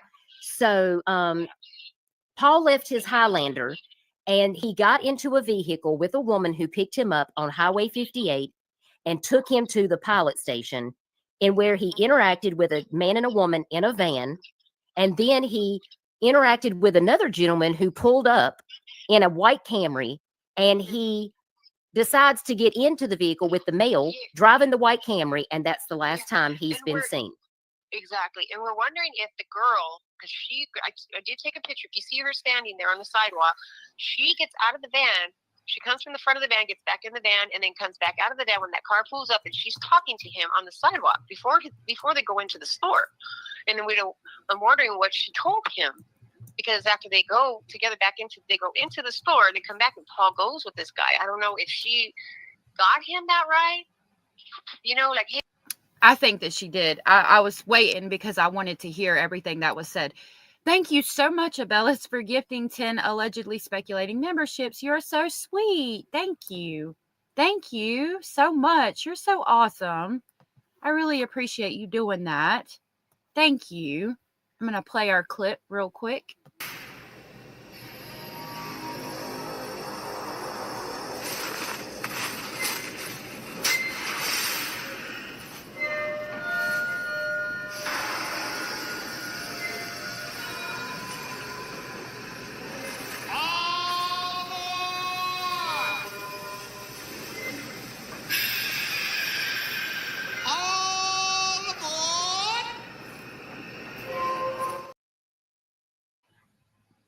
Thank you so much, Abellis. You're so awesome. That is so very sweet of you. You're so awesome. Thank you so much. Right? I don't know why it does that. I'm thinking they changed it to try to get more people to the channels that are not in the chat. I don't know why it does that. And there's no way for you to like pick who gets the memberships. I think they're like trying to do it to people who just watch it occasionally to bring more people to the channel. But I don't know. Yeah, and then Trixie also said if they don't have it enabled, then they can't get one right. Tiana is correct by saying, Abellis, you rock, and you do. You're so awesome. Thank you. Thank you for everything you do. Hey, this guy's willing to take you to go look for your car. Or, you know, it's just strange. Yes, I definitely agree. The Good Nunya says she believes that the timeline would be very helpful, and hopefully you guys can get some assistance. Maybe you can find another investigator that can help. I have the lady from there in Oregon, which has been very helpful. Okay. And she also has a podcast, and she gave me a name of someone that they know, and that he's really, really, really helpful. I know you try, and I appreciate that. You and other people that have gifted memberships have actually brought a lot of people to the channel. So again, I really appreciate that. I'm not sure they can tell you how to enable. I think there's like a little money sign at the bottom, and you should be able to click that, and it tells you how to enable gifts. They usually they'll tell you. I think. Isn't the you see where she has the gift and the 10 that Abellis did. I think if you click on that, I think it gives you the option to enable it right there, right? Am I Yeah, wrong? yeah. So Okay. if you click on where you see it lit up in green and you see Abellis's picture, it's the dog picture. If you click on it, you can enable gifts.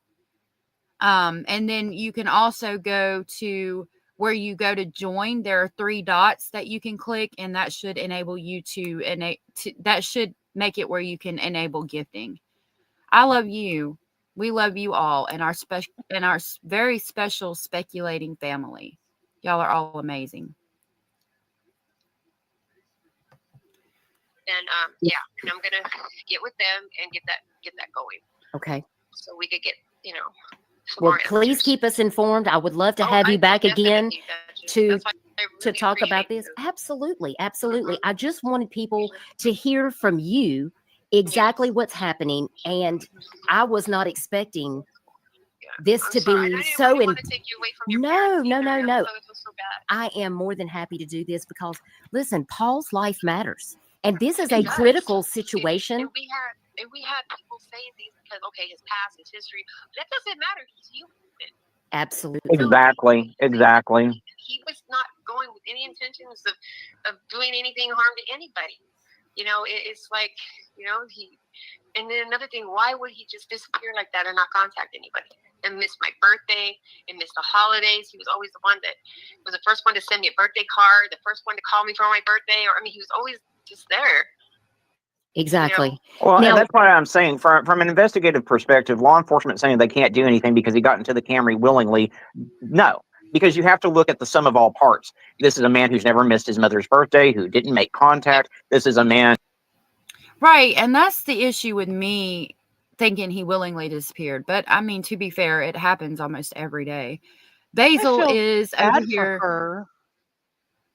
I feel bad for her because I feel like the unwillingness to help her has brought her to this place where she's like apologizing for reaching out for help, and I think that's horrible. Like everybody knows that it doesn't matter what you've done in your past. His life does matter. It is important. So I feel really bad that this mother feels like she has to apologize because she's asking for help months and months later. It's not like she came to Dutchess 2 days after he was missing. I mean, this is December. He's been missing since is it June or July?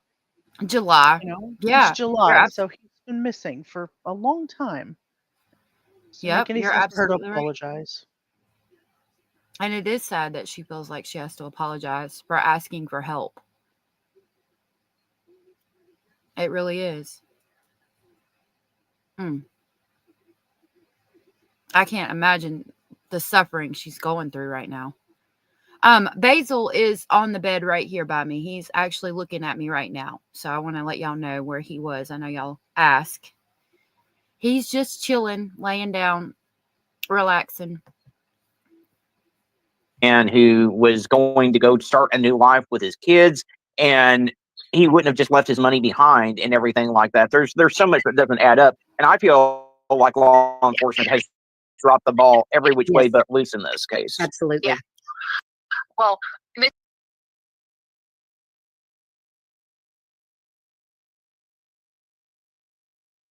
are you muted?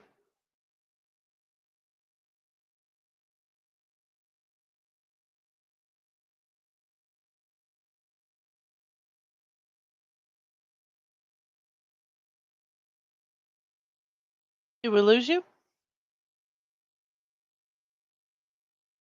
Nope, I'm muted. Lord mercy. I said that's what gets me with the willingly disappeared, like that he was going to be with his kids.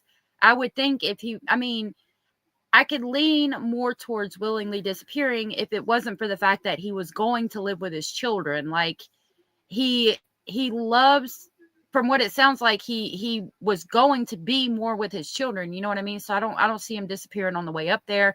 And this man, like they said, has never missed birthdays and holidays and things like that. And he is now.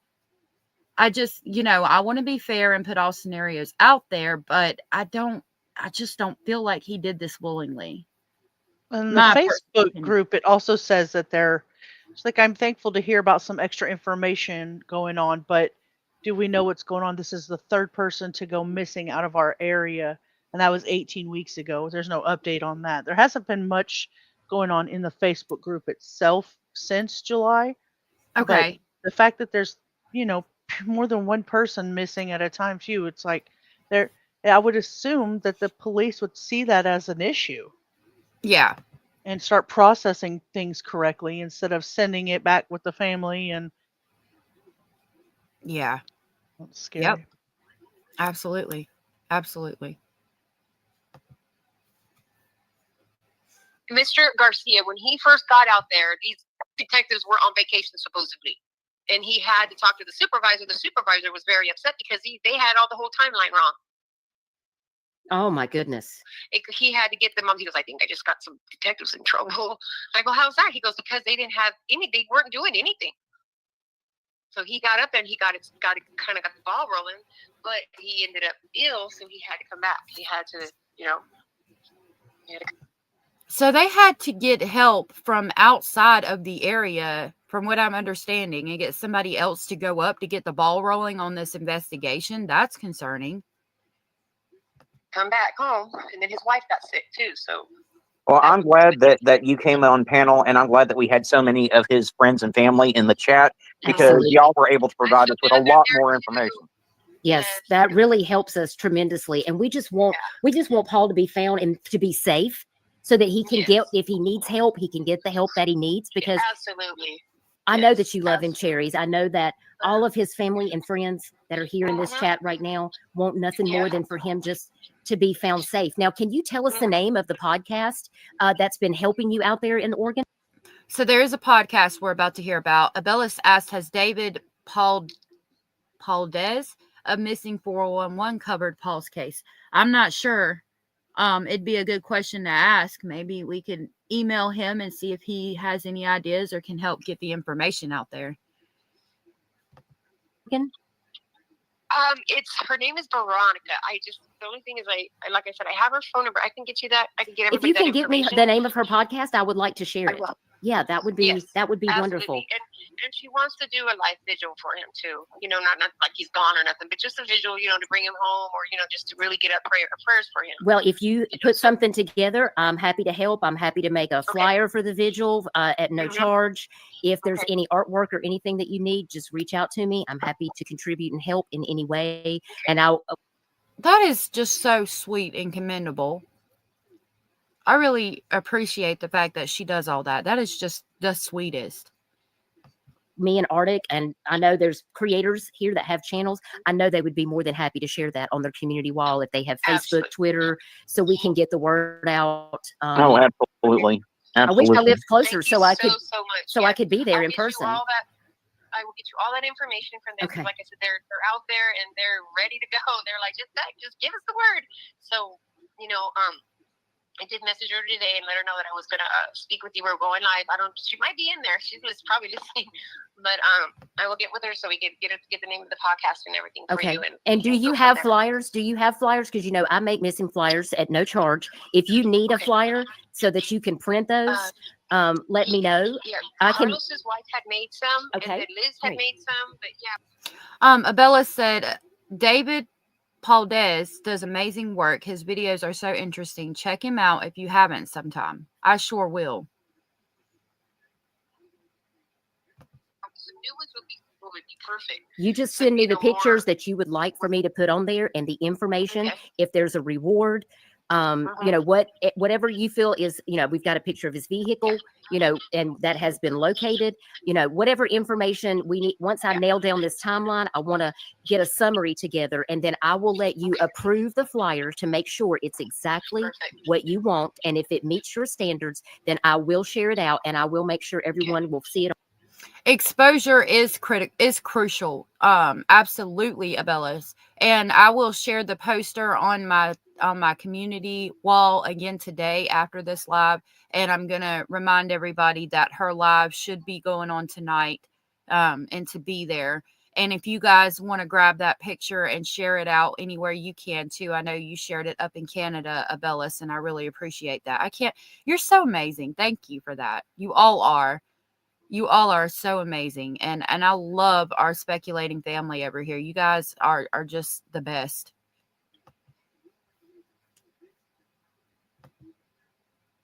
it on my community post as well as on Facebook so that you guys can share that out.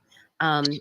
So please Thank you be. so much. But You're yeah, within welcome. the next couple, I'm off tomorrow too, so I will get with Veronica tonight. Hopefully, if she's not busy, we'll get everything together too, so we Okay. can all connect. We all get connected, and we can go from. Real quick, I just realized what the comment said. The comment gave us the timeline of the van shows up at 1:40 p.m. The Camry shows up at 2:10 p.m. around that approximately. And he gets in the car 5 minutes later and heads north. 12 minutes later, he's on the phone with someone and it states guy is complaining about helping, and then the phone goes dark. Nothing else. Tiana says, same. I left my company luncheon to hop on. I was like, can't miss it. Love this. All. We love you. Abella says, I'll try making some posters and put them up in downtown Victoria. We get tons of tourists from everywhere. Lots of Americans, of course. That is so amazing of you. That would be awesome. Thank you, Abellas. You're so wonderful. I'm going to hop down and I'm going to keep on listening. I'm going to go help the nanny out. So it was so Okay. good being up here with you. Hopefully you guys get the word out and that this person is found. I really hope that Paul's found. I'll be listening in on Dutchess's live and looking for your comments. You guys Okay. have a great rest of your day. You too, love, and thank you for all the information. You're so wonderful with the information. Thank you for that. I really appreciate it. Bye. Bye, chat. Bye.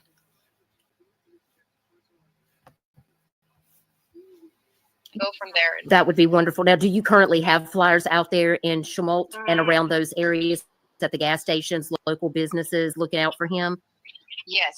Liz went out recently. She was the last person that went out, and it was like Mount Baby 2 months ago or a month. I want to say like a month and a half ago. She put some new ones out. That's wonderful. I have a subscriber that's a wonderful friend and fellow moderator for another channel that I moderate for, and Schmaltz is only 6 hours from her. She said she can go put flyers up if that would help. She said, "Thank you, Terry. You are a blessing, That darling." would be perfect. Yes, if anything helps, anything to get it out there. And you know, the only scary part is like getting it out there. It's like, I don't want to put him in more danger. But you know, sometimes I understand. Because sometimes I have people telling me, well, you're putting him in danger by putting it out there. But he's in more danger not getting it out there, I think. Absolutely. If it was my grown son, I have a son who's 30. If it was, I think that it's going to be more harm by not getting the information out than it would by putting the information out. I think definitely more harm is going to be done by not getting the information out. Me and the police were not getting any leads, I believe in my heart that I would do whatever it takes. Now, I will tell you that there's going to be people that will say they will try to help you, and then they will try to exploit you. I just want to say that, and I mean that with the best of intentions. But we're not here to make money off of your person that is missing. We just want to help. That's why I make the flyers for free.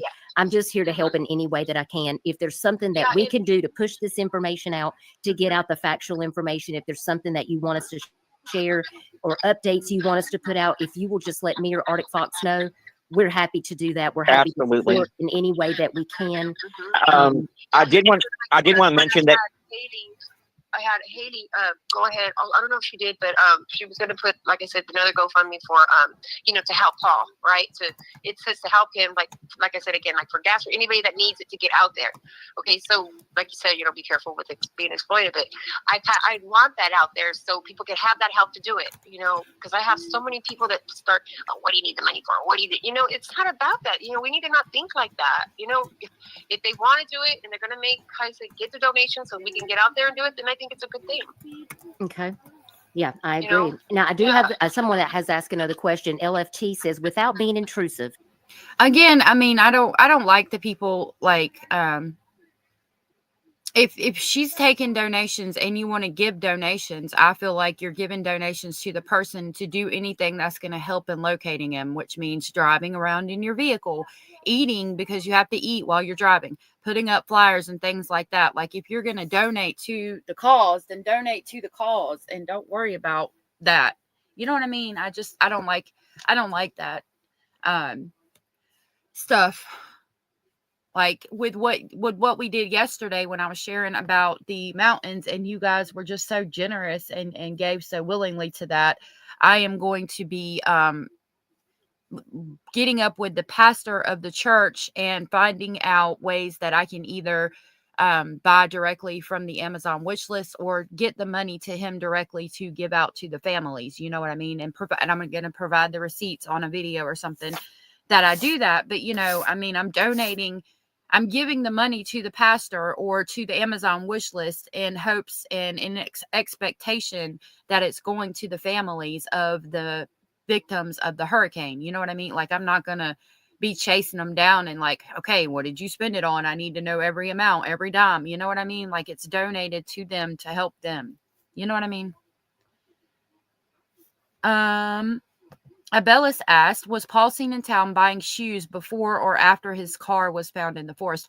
I think it would have been before, because he lost his shoes walking to town. So I would think he got the shoes once he got into town and then came back with the shoes on his feet, I would think. Yes, I did email you, and I need to email you back again because I saw you sent me another email about it, and we'll talk. If there's anything that can be provided. I'm sorry. I paused it while she was reading this. The comment is from the Decipher podcast, which is linked in the description box. And they say, without being intrusive, if there's anything that can be provided, as in Paul and anything going on a month or so prior to this, that'd be great. Not everything needs to be shared publicly, but for research. Zayo said, I was pretty sure they said they had footage of him at the Dollar General, but I have not seen that confirmed. Thank you. Trixie said, membership. To opt in through live chat, you will have to click on the gift icon and choose allow gifts. When an announcement pops up after the streamer you're watching purchases membership gifting. Thank you so much, Trixie, for that. You're so awesome. I really appreciate you dropping how to do that. Buying shoes. Yep. Okay, Abella said, I couldn't understand the town and the lost car thing. Yeah, I think that's another like big issue in this. He lost his car and couldn't find it, and we're all wondering why he couldn't find it. Tiana says, thank you, Trixie. Provided regarding Paul and anything going on a month or so prior to this, that'd be great. Not everything needs to be shared publicly, but for research purposes. So if there's things that are happening that you want to disclose to us, I mean, when family share certain things with me, like everything is not for YouTube, you know, sometimes it's just to try to, you know, and you know that anything you send me, I only share out the things that you ask me, you know, to share. So, and but you know, I would want to know that too myself. And that thought has came to my mind. Okay, where was he before that? Who was he hanging around with? How was he before? You know, what led to this? Right. You know, that I do have those questions too myself. Like, I want to know, but nobody really, you know, I even asked, was he drinking before he left? Who gave him something? Did they give him something? But like Liz said that he had medical marijuana or something, but that wasn't even found in his car. There was no trace of it. There was no smell of it either. So it's like, okay, but there's some people that don't say anything either. Right. You know, and they can just come forward and say, I want to know when the last time he filled that prescription was, and if it could be something in relation to that. Like, could he have had his medical marijuana on him and maybe been trading with the guy in the white Honda, or the guy in the white Honda knew, or, you know, basically robbed him for his prescription of it? But if there's no smell in the vehicle, was he trying to sell it because he wasn't using it? Did he have it on him? When was the last time he got it filled? and say, oh yeah, well, yeah, he did this or he did that. Yeah. And, you know, and tell that person, thank you so much for asking, because, you know, it's listen, there's no judgment here. There's no judgment here, because listen, we're all human and we go through things, you know, and just because someone is struggling and going through, if, you know, even if it's something with addiction, or whether they're drinking or they're struggling with mental health issues, it doesn't make them any less of a person. Abilla said, it's unfortunate that this case is 5 months old. I wish we'd have known sooner. I do too, honey. Me too. It matters. They are loved. Their family loves them, and they need help. And that's why exactly they're just as important. I've heard from a couple coast persons that he was with that he was tired. Exactly. He was tired of it. He was tired of ever going back to jail. He didn't want to ever go back there. You know, he wanted to change his life. He was tired of it. He didn't want drugs. He didn't want alcohol. He didn't want any of that. He wanted to work. He wanted to make money. You know, he wanted. That's what he wanted. Right. You know. And Raymond said he didn't take any drugs. You know, and that's right, Rika. Yeah. We don't judge here.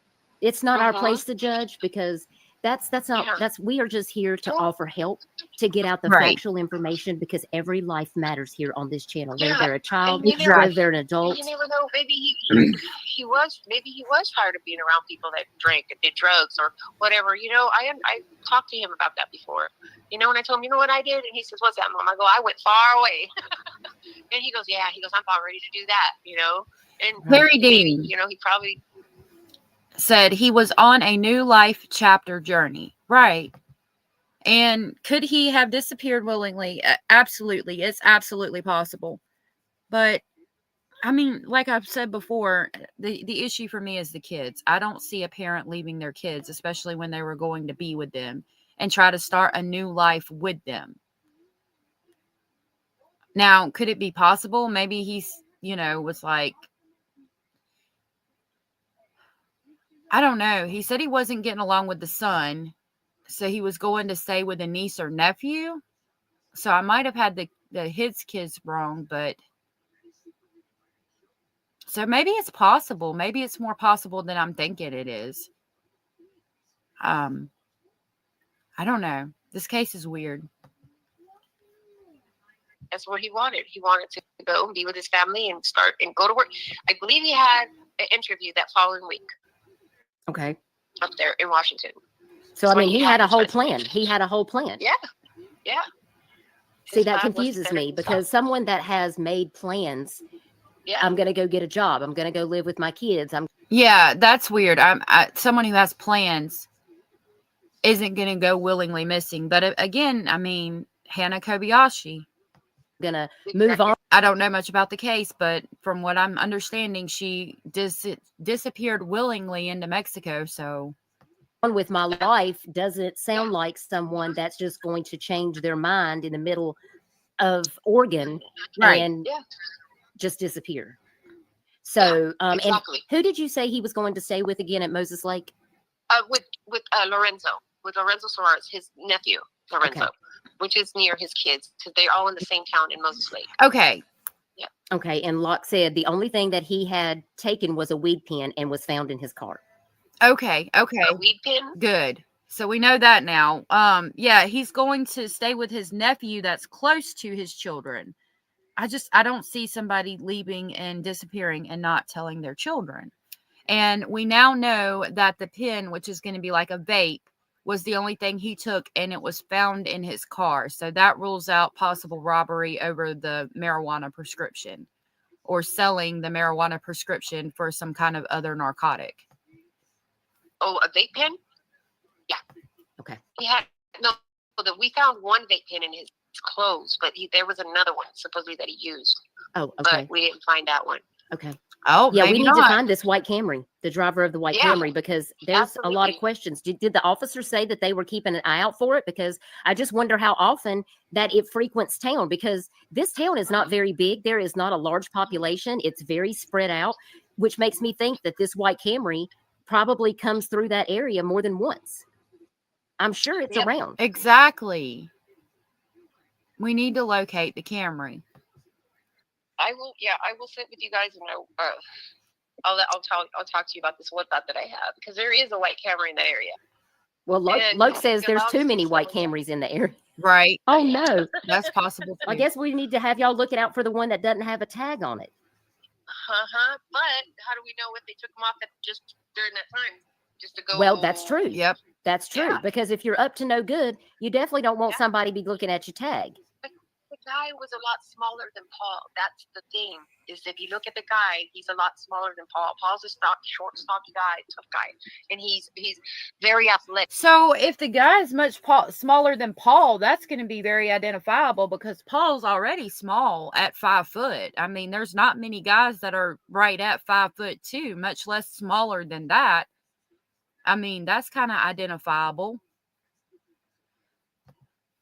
Abella says, I'm going to be organized here, stating the obvious. So there are really 3 solutions. He's gone willfully, maybe in Canada or Alaska, or something nefarious happened, or he has amnesia and is anywhere. Exactly. That's the 3 things. That's the 3 possibilities that we have come to so far. And thank you, Abellis, for breaking that down. Athletic. You know, he's athletic built. And this guy. Well, yeah, you can tell in his pictures. Yeah, he's very athletic. He worked out a lot. And that guy was a lot smaller than him. Do you think it might be somebody that he knew? Did he know anybody in that area? Would he have known somebody? Yeah, that's the only thing. No, that I would say is no. And it's just no. He's like I said, he talked to Erica the whole time. He was on the phone with her. He was even on Messenger. I would love to get somebody that could go in his Facebook account. He has 2 of them. Okay. Just get in there and see what they can find. And I believe I have to help for that. So we'll, like we said, we'll stay in touch, Dutchess, and we'll. Okay. And law enforcement did take a report. But have they done any investigating that you know of? Who was that? Law enforcement? Like, is the Oregon State Police, are they involved? Is it just Klamath County Sheriff? Yeah, even there's also a state trooper. Also, the state trooper is one that was in touch with Paul's niece, Cecilia. It was Cecilia and Erica, the ones that first reported him missing. As soon as that phone went off, Erica reported it. She called the troopers, what do you call the fishing game troopers? The forest ranger. The forest ranger. Okay. Yes, she reported the forest ranger, and she called the state. And there's also a state trooper that's on the case also. Yeah. Do you know if they've got Paul entered into NamUs or anything? And NamUs, yes, he's in there too. And they had Liz just fixed it because it was wrong. His information in there was wrong. That's why we couldn't find him. But I have the thing. I have to fix it. So I was just on that too. And I keep getting distracted and other things that I need to get in there, fill it out so she could post it. Lock 209 in this comment, which is somebody close to the family, states there was a lady that would help Cherry and keep getting information from her and would go along with her, and weeks later tells her that her son's girlfriend drove a white Camry and works in La Pan. That's interesting. There was a lady that would help Cherry and keep getting information from her and would go along with her, and weeks later tells her that her son's girlfriend drove a white Camry and works in La Pan. Hey, Robin Michelle, nice to see you. Oh, thank you so much for hitting that like button. I really appreciate it. It helps us get out in the algorithm. You're so awesome. Thank you for dropping in today. But yeah, his information was wrong. Yeah, because when I search that, it doesn't come up. Only thing that comes up is Paul Flores with Kristen Smart. How interesting. That's not him. That's not obviously, him. Yeah. That is not him. I know, and that's what I was wondering. I was going to mistake my child for that person. There's 2 other Pauls. And no, that's not my child. No, that's what's scary. That's the scary part. Yeah. And you may want to reach out to the Aware Foundation, because they can do a flyer for Paul too, and they'll get him posted on their Facebook page that has a huge following as well. Yes. So Abellis thought of one more, so let me read the possible options again. Abellis said, I'm going to be organized here, stating the obvious. So there are really 4 now solutions. 1, he's gone he's gone willfully, maybe in Canada or Alaska. 2, something nefarious happened. 3, he has amnesia and is anywhere. Or 4, he could have had an accident, fell in water, a hidden hole, etc. We had a missing man in Victoria. Turns out he fell off a bridge with his bicycle into water. Sad accident. That is so sad. That is sad. Because Artic does a lot of volunteer work with the Aware Foundation, and maybe Artic can reach out to them also to let them know. And I did have to kind of not argue, but kind of be harsh on a few people, because they tried to connect him with that case. Like, that's not my son. My son's from over here. You know, and I'm like, please don't label him like that. That's not my child. Yeah, Locke, you can connect with me on Facebook. That's how Cherry's contacts me. That's how we connected, because she is on my page, and so just get with her. Just get with Cherry. She'll tell you how to connect with me, and you can send me whatever you need to. And I don't want to keep you any longer. I just appreciate you coming over to talk to us. And when you get that Namus link, okay, I will get that. Is that the Namus link nonsense? You got the right one? Well, LFT thinks and Nonsense think they got the right one, so that's great. Let me go over here, and I think she sent it to me on my phone. Really, because Liz really gets out there, and she's, good. Colleen, and this is perfect. Yeah, and she sent me the application so I could fix it. And she said that because they said that his mom has to do it, so I'm gonna do it right as soon as we get off the phone, and I'm gonna take care of that. Perfect. And get it out there. Thank you guys for looking that up. Nonsense did post it in the chat. If you guys can, it has been posted in this chat as well. And again, it's on a community post right now, and I'm going to put it on another community post, his poster. Abella says, I feel Summer Wells may have fallen in an old well or mine. If I lived there, I'd walk the woods. I do too. And if I had the ability to go out there and search, I would.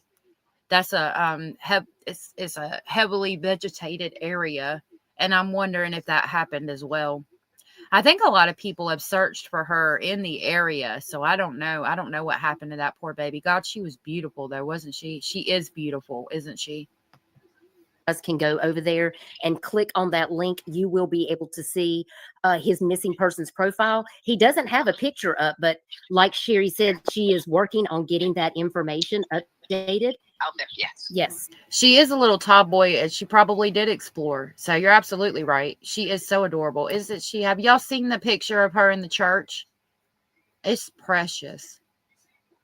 And if you have pictures of his tattoos and things like that, like they will take all of that information. And I just appreciate you being willing to come up and talk to us about this. And I hope that we can meet sometime after Thanksgiving, and you guys can, maybe you and some of the family members can come up and talk to us. And I'm hoping my people in the chat will get together. We can all have like a little round table discussion to try to put some things together. Yeah, I think that would be wonderful. And I'll see if I can pull it up after the stream before I go for the day.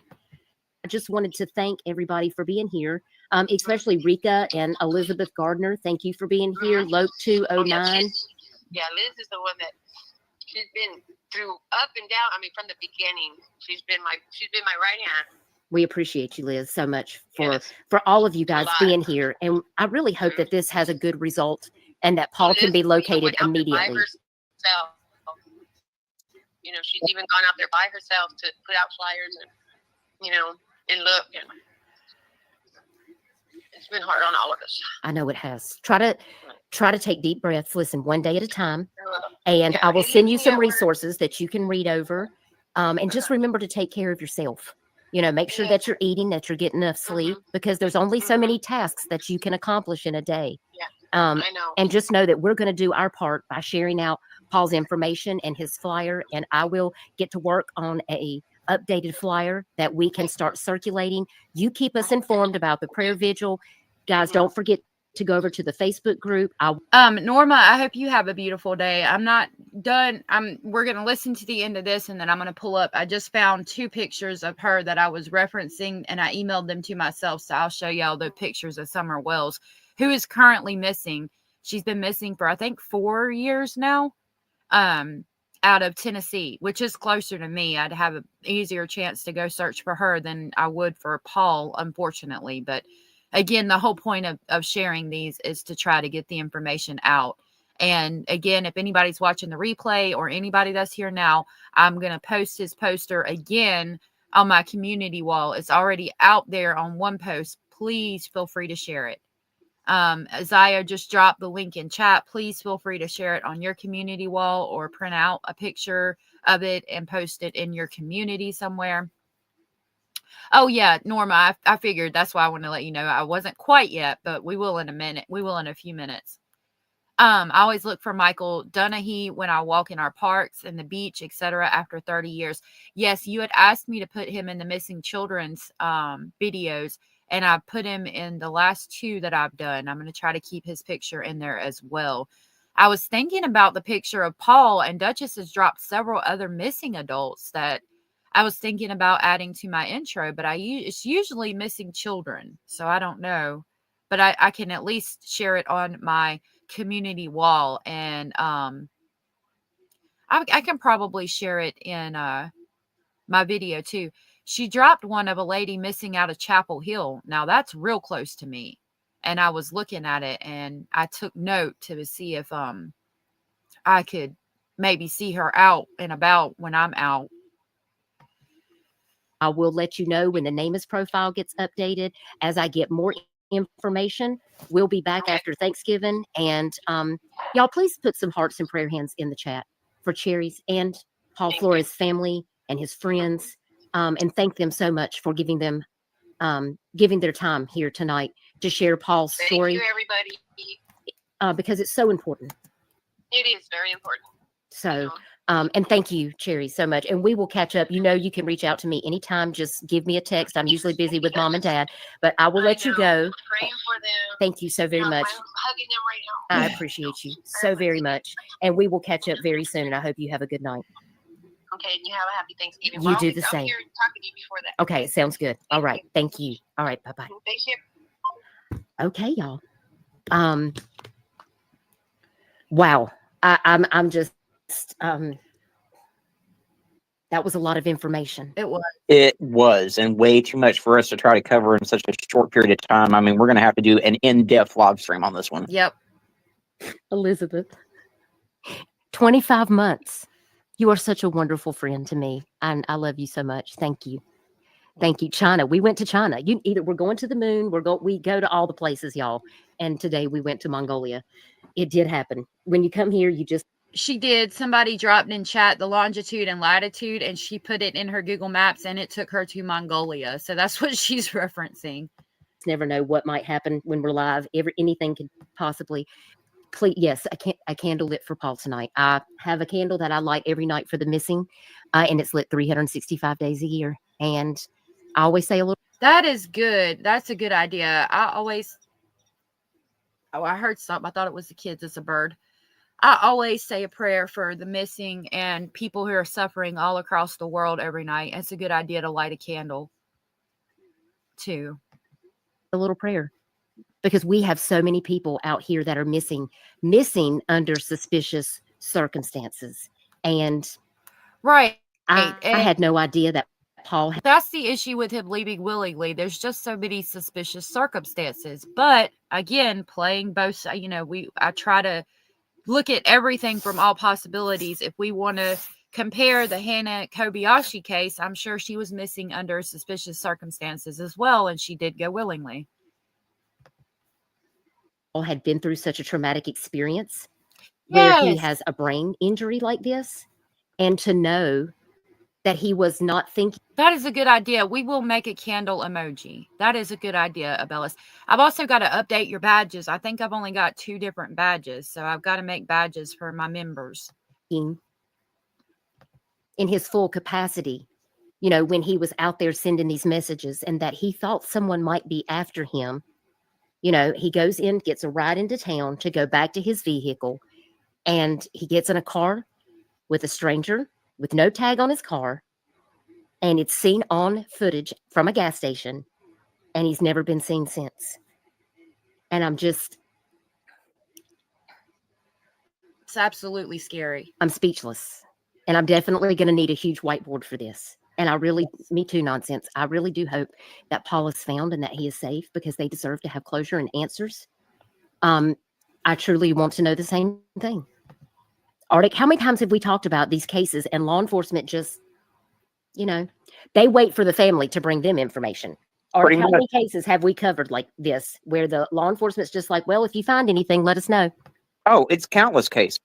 And it's like, when we were covering the missing children in Memphis, the missing out of Memphis, every single one of those cases, they're not taking them seriously because it said the child left without permission and refuses to return home on every single missing child's flyer out of Memphis that we covered. Yes.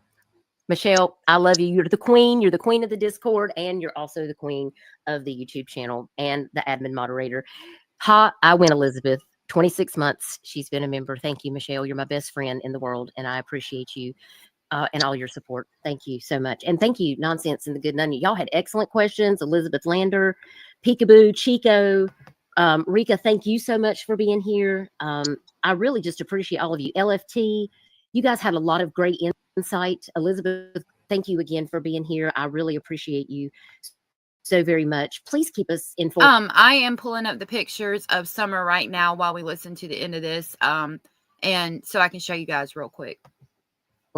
If there's anything that we can do. Cat's Eye, thank you so much for staying here. Raymond, we do appreciate you being here and contributing to the information about Paul. I'm so very worried for him, y'all. I wonder if he's just out there lost. Could he be with someone at their house? Has something nefarious happened to him? I don't have the answers, but I do hope that the family is able to get a private investigator that can help. I can't imagine they have a lot of cases out there in Oregon, but I don't know how well equipped the Klamath County Sheriff's Department. But if Oregon State Police is involved, it seems like they would be looking out for this Camry, that they'd want to talk to these people right in the van, because it seems like they might have some type of information that might be valuable to the family. Yep. It isn't far from you. Oh my goodness. One would think they would want to talk to the people on the van, but it sounds like they just made a phone call to them and didn't even bother to go and visit them or anything. So take that for what you will. That's some excellent police work, in my opinion. No doubt. I hope you can hear the sarcasm in my voice. It really bothers me. It bothers me. It bothers me as well. I could do a little candle in the background. I thought about doing a candle emoji and write "candle for the missing" on it or something. Trixie, thank you so much. Trixie says, please sub up to Dutchess, and she dropped the link. Please do that. Again, I'm going to be there tonight at 8:30 Eastern. Hope to see y'all there. That's a scary thought, being in someone's house for 5 months. Right, if he has some type of amnesia. Or in these homeless camps for 5 months. Again, if he has some type of amnesia. Because, I mean, what if he got hit in the head again? Who knows, you know? It's possible. It's happened.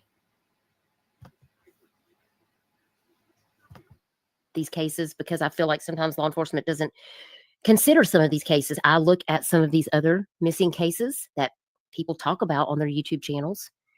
They will choose one case and drive it into the ground for 2 years or 8 months or 10 months or however long it's been. And they'll talk about it every single day. Right. And that's a problem for me. Like, I try to switch up cases. We'll go back to, we've talked about Charles Manson and Jeffrey Dahmer, and we'll do current cases, and we'll do missing people. This is the first missing person I've featured that I've actually deep dived that's currently missing. I don't like, you know, going over one case and just driving it into the ground. There's one case that's been talked about all over this platform for 8 months. And in that time period, how many other children have gone missing? You know, I mean, I want to do different cases and talk about different things all the time, you know, as much as we can. And the more information I can get about missing people, the better, because the more I can get on it, the more I can show it to you guys, the more we can get this information out. The amnesia scenario is really scary. It is. Could you imagine walking around and not knowing who you are and just basically waking up in a town? Because that's what happens. You just wake up and you're standing on the side of the road or something, and you have no idea who you are or where you're from, or that you have a family, or that you have kids, and you just walk to town and you're there, and somebody takes you in and you stay there, and you still just don't know anything about yourself. Like, how would you, if you didn't have your phone because it's in your car or whatever, you have nothing on you, no wallet, no identification, no anything. How would you know who you are? You could go to the police station, I suppose, but that hasn't happened. It's scary. It's a scary thought. While hundreds of other people like Paul Flores go missing under their radar, and they never get the attention that they deserve. Right. And I want to thank Cherries for reaching out to me. She asked me if I would be willing to let her come up. And I'm sorry that you had some trouble getting up on StreamYard. StreamYard can be a funky thing sometimes, but I'm glad we were able to get you connected on the phone so that we could hear this information. I really wasn't expecting to hear all of this, which makes this case even more concerning. So if you do see Paul Flores' flyer, again, all of his information is in the description box. And just stay tuned on my Facebook page, Twitter, as well as on my YouTube community wall. I'll keep you guys posted. I do hope everybody has a wonderful Thanksgiving. I'm so grateful for all of you for making this channel possible, for a safe place for people to come to share the story about their person that is missing, so they can get out the factual information about the person that they love and care about, so that hopefully they can come home safe. And we'll leave on that. I appreciate you guys for making this channel possible as well. And you guys make the chat box and, you know, just the whole channel in general great by sharing your thoughts, opinions, and speculations. And everybody is so accepting of everybody's thoughts, opinions, and speculations. And I really appreciate that. You guys are what make this channel, because I could sit here and talk all day, and it's you guys who come to hear me run my mouth every day and to see these cases and to get the information about the people out. So I can't thank you enough for that. You guys are amazing. I love all of you and my speculating family over here. You guys are just, you are so amazing. And I appreciate that. We all love each other here, and we're very caring. And I can't thank you guys enough for that. I wanted to show you guys the pictures I was talking about of her in the church. You can see this one where she's smiling real big. And then this is the other one I wanted to show you where she's not smiling, but those were taken in the church. Hey, Solistic Glow, I haven't seen you in a while. Thank you for dropping in. So you saw which one? I think you saw that one. Yep. Here, maybe I can just click on it this way. Yep. And then there's that one. So that is Summer Wells. She's been missing for a couple of years out of Tennessee. And Abellis I was talking to her about the picture in the church. And these are the pictures I was talking about. You can see just how beautiful she is. And I wish that they could find her. There's all different kinds of pictures of Summer Wells. So I wanted to leave y'all with that. And with that, I'm going to go for the day. I'm sorry, Solistic, you just dropped in as we were leaving, but I hope to see you again soon. And yeah, thank you all for being here. Abellis, take me to your leader. Thank you, Robin, for being here. She does look mischievous. It is adorable. All right, guys. With that, I will see you tonight in Dutchess's stream on Paul Flores to continue the conversation at 8:30 Eastern. It is almost 4 o'clock Eastern. So in about 4 hours and 40 minutes is when the live stream will be. And I'll see y'all tomorrow. Thank you so much and have the best day ever.